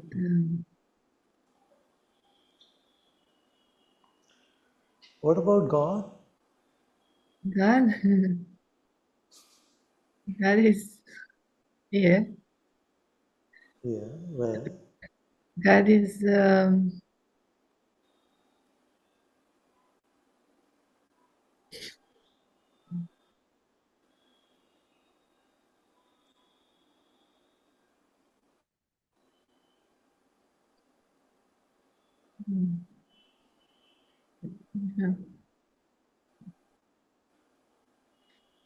now it feels to say God is this other force that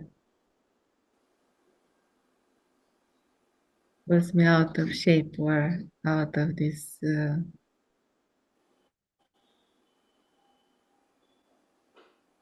God is a force? um,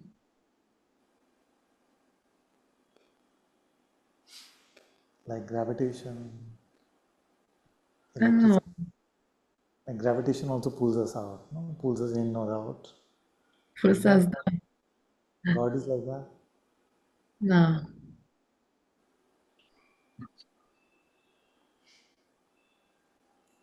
Is he a side character? Like the movie has, say, Tom Cruise and Nicole Kidman and all the big stars, and then God is just one side character.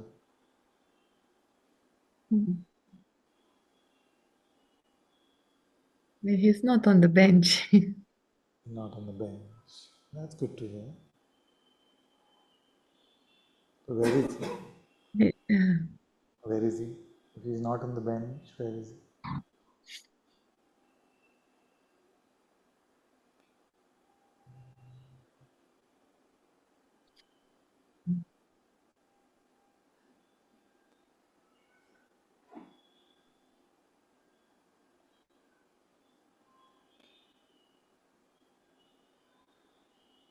Right now it feels to say it's all pervading, or It's all pervading. yeah. Like space? He's just like space or gravity or magnetism, or it's everywhere. Yeah.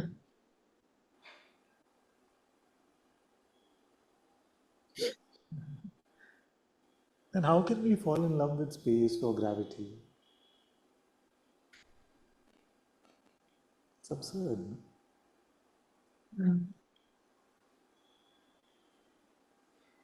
Our own source. Huh? It's our own source. Its own source.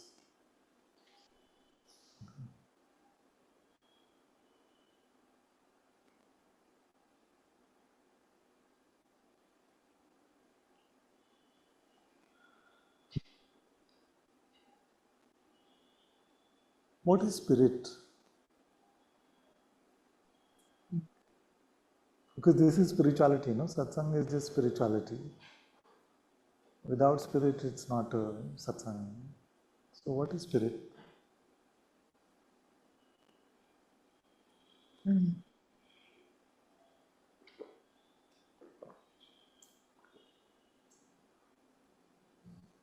The incarnation of God into individuality. Spirit. Atma is individuality. Atma, then what is Jiva Atma? Huh?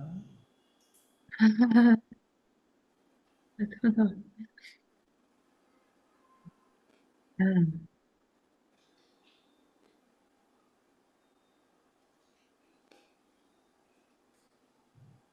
What is the Atma doing now?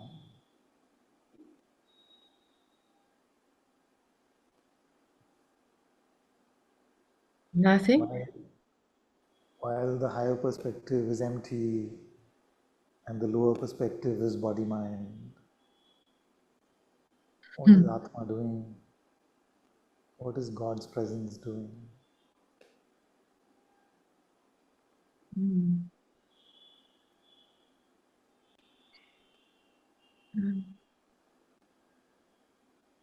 Is missing in action? No, Not but there's missing. no difference. It, Say again. what did you say? It? I said there is no difference between God presence and emptiness. There is no difference. So we can say presence and emptiness is the same thing.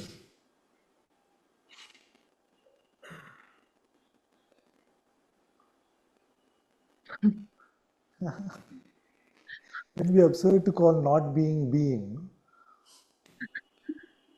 Emptiness is not being, or beyond being and not being. Presence is being. So why we use both of them opposite seeming things synonymously?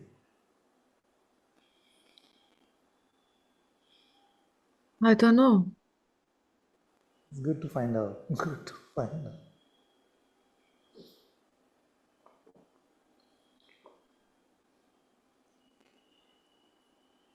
It'd be good to find out what God's presence is, where it is, what it is doing.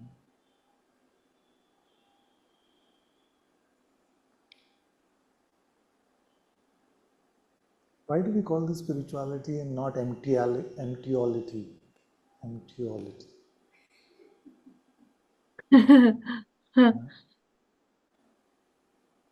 Because as so many people run from spirituality, if it's called emptyality, so nobody will come. Maybe that's why. Empty. Yeah.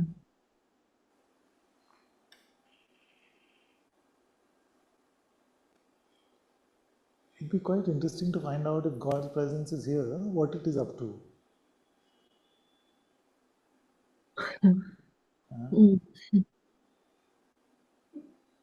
Won't it be useful to know this?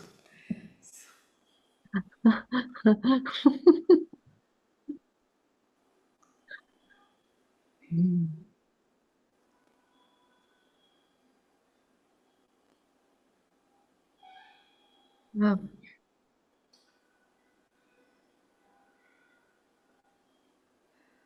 What role does it have for our life? It governs our life. It governs our life. Yeah. We wouldn't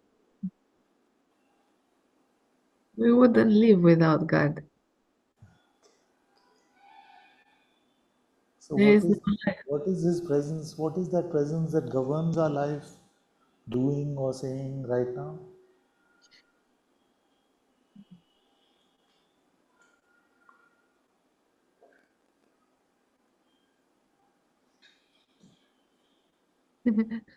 What you are saying.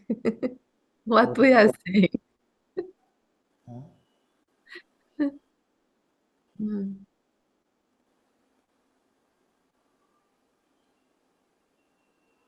mm. It is just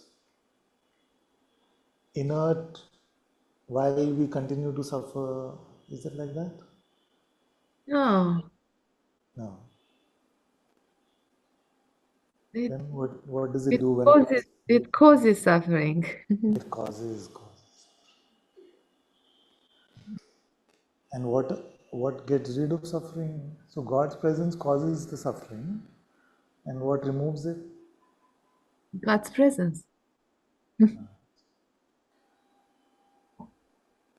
Yeah.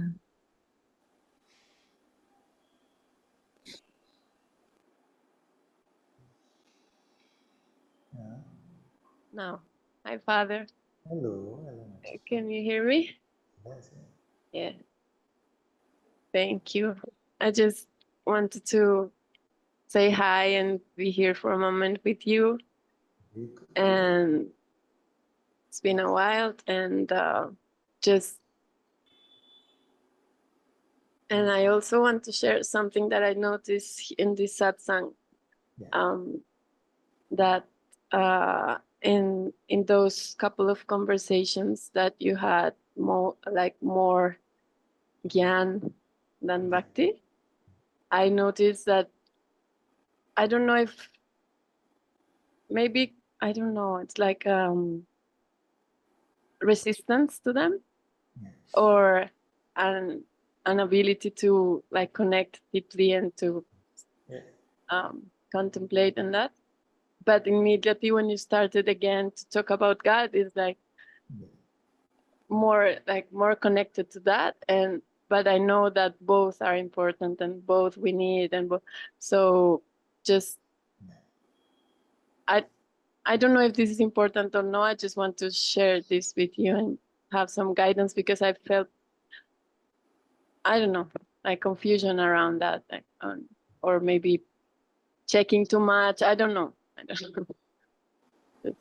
Yes, it's. I see this. It's understandable, and actually, I remember that when this expression started changing this way, then a lot of the sangha was feeling the other way, where they just want Father to stop with all this stuff and talk about how, I am awareness alone and nothing has ever happened. So it's natural. We get used to a particular way, and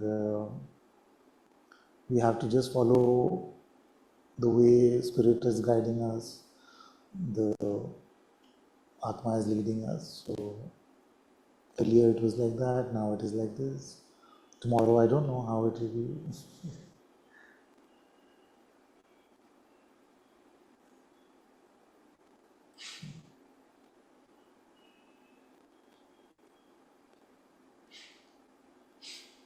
So this 1 hour praying window, is it like set in stone or what? What do you mean by set in stone?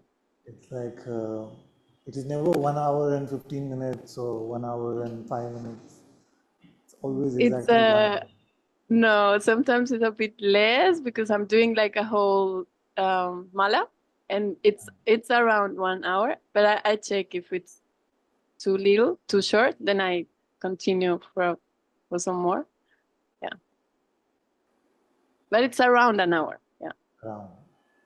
Around.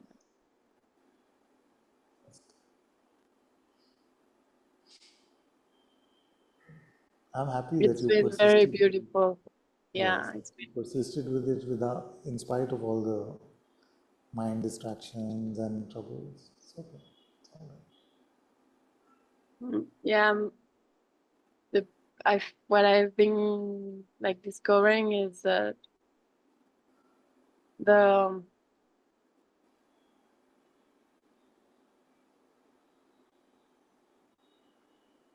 like the non-attachment to any outcome, or not wanting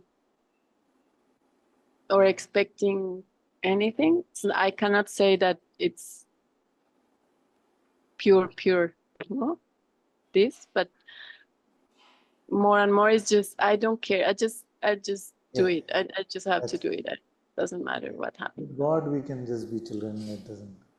We don't have to know too much. Mm. Just be innocent. It's good.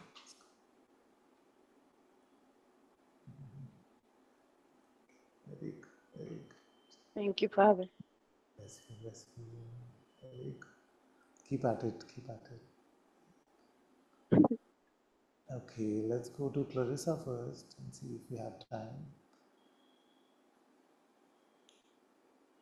Hello, Ananachi, can you hear me? Yes, my dear. Yes. I just wanted to come up to say that there are such strong energies playing inside me, and it's just like always, what is it for me? And that I'm not able to pray for others. It's always coming what it is for me, and I just wanted to expose this. Thank you. Thank you for sharing that. I used to say often that the Maha Mantra of the ego is what's in it for me. So this is a very common, with everything the mind wants to know what's in it for me. But you keep with the prayer, you keep with your inquiry, it'll lessen and lessen. But that is the human condition.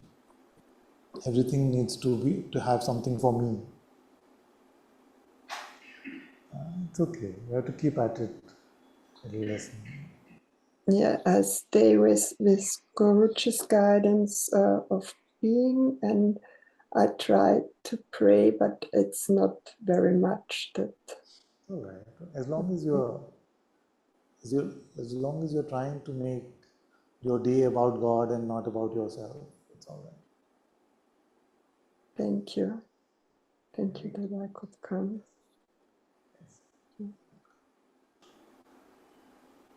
Okay.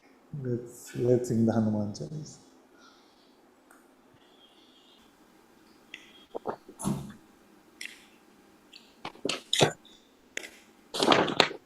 Shri गुरु चरण सरोज रज निज मन मुकुर सुधार रामा निज मन मुकुर सुधार बरन रघुबर बिमल जसु जोदायक फल चारि तुलसी जोदायक फल चारि बुद्धिहीन तनु जानिके सुमिरो पवन कुमार रामा सुमिरो पवन कुमार बल बुद्धि विद्या देहु मोहि हरहु कलेश विकार तुलसी हरहु कलेश विकार जय हनुमान ज्ञान गुण सागर जय कपीस Ekabisatiham लोक loka उजागर ujaga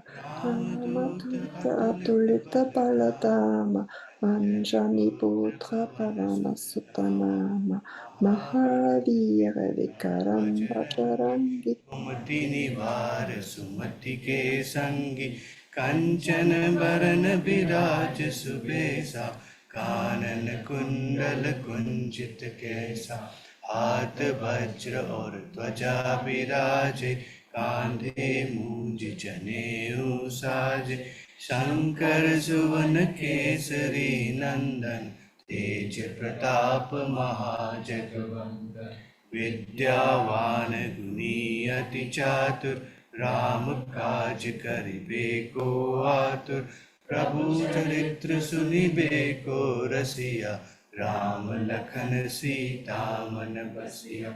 सूक्ष्म रूप धरि सियहि दिखावा, विकट रूप धरि लंक जरावा। भीम रूप धरि असुर सहारे, रामचंद्र के काज सवारे। लाए संजीवन लखन जियाए, श्री रघुबीर हर्ष उर लाए। रघुपति कीन्ही बहुत बड़ाई, तुम मन प्रिय भरत सम भाई। संग बदन तुम रोचस भावे, सस कहि श्रीपति कंठ लगावे। संकालिक ब्रह्मादि मुनीसा, नारद सारद सहित अहिसा। यम कुबेर दिखपाल चहाते, कवि कोविद कही सके कहाते। तुम उपकार सुग्रीवन किन्हा, राम मिलाए राजपद दीन्हा। तुमरो मंत्र विभीषण माना, लंकेश्वर भय सब जग जाना। जुग सहस्र जो जन पर भानु, दिल्यो ताहि मधुर फल जानु। प्रभु मुद्रिका मेलि मुख माहि, जल्दी लांघि गए अचरज नाहि। दुर्गम काज जगत के जेते, सुगम अनुग्रह तुम रे तेते। राम दुआरे तुम रखवारे, होत न बिन पैसारे। सब सुख लहे तुम्हारी शरणा, तुम रक्षक काहू को डरना। आपन तेज समारो आपे, तीनों लोक हाकते कापे। भूत पिशाच निकट नहीं आवे, महावीर जब नाम सुनावे। नासे रोग हरे सब पीरा, जपत निरंतर हनुमंत वीरा। संकट ते हनुमान छुड़ावे, मन क्रम वचन ध्यान जो लावे। सब पर राम तपस्वी राजा, तिनके काज सकल तुम साजा। और मनोरथ जो कोई गावे, सोई अमित जीवन फल पावे। चारों जुग पर ताप तुम्हारा, है प्रसिद्ध जगत उजियारा। साधु संत के तुम रखवारे, असुर निकंदन राम दुआरे। अष्ट सिद्धि नौ निधि के दाता, असवर दीन जानकी माता। राम रसायन तुमरे पासा, सदा रहो रघुपति के दासा। सुन भजन राम को पावे, जन्म जन्म के दुख बिसरावे। अंत काल रघुबरपुर जाई, जहाँ जन्म हरि भक्त काई। और मनिवता चित न हारे, हनुमत से सर्व सुख करहि। संकट कटे मिटे सब पीरा, जो सुमिरे हनुमंत बलवीरा। जय जय जय हनुमान गोसाई, कृपा करो गुरुदेव की नाई। जो सत बार पाठ कर कोई, छूट ही बंदी महासुख होई। जो यह पढ़े हनुमान चालीसा, होय सिद्धि साखी गौरीसा। तुलसीदास सदा हरि चेरा, कीजे नाथ हृदय मरेरा। पवन तनय संकट हरन, मंगल मूर्ति रूप रामा। मंगल मूर्ति रूप, राम लखन सीता सहित, हृदय बसु सुरभूप। तुलसी हृदय बसु सुरभूप।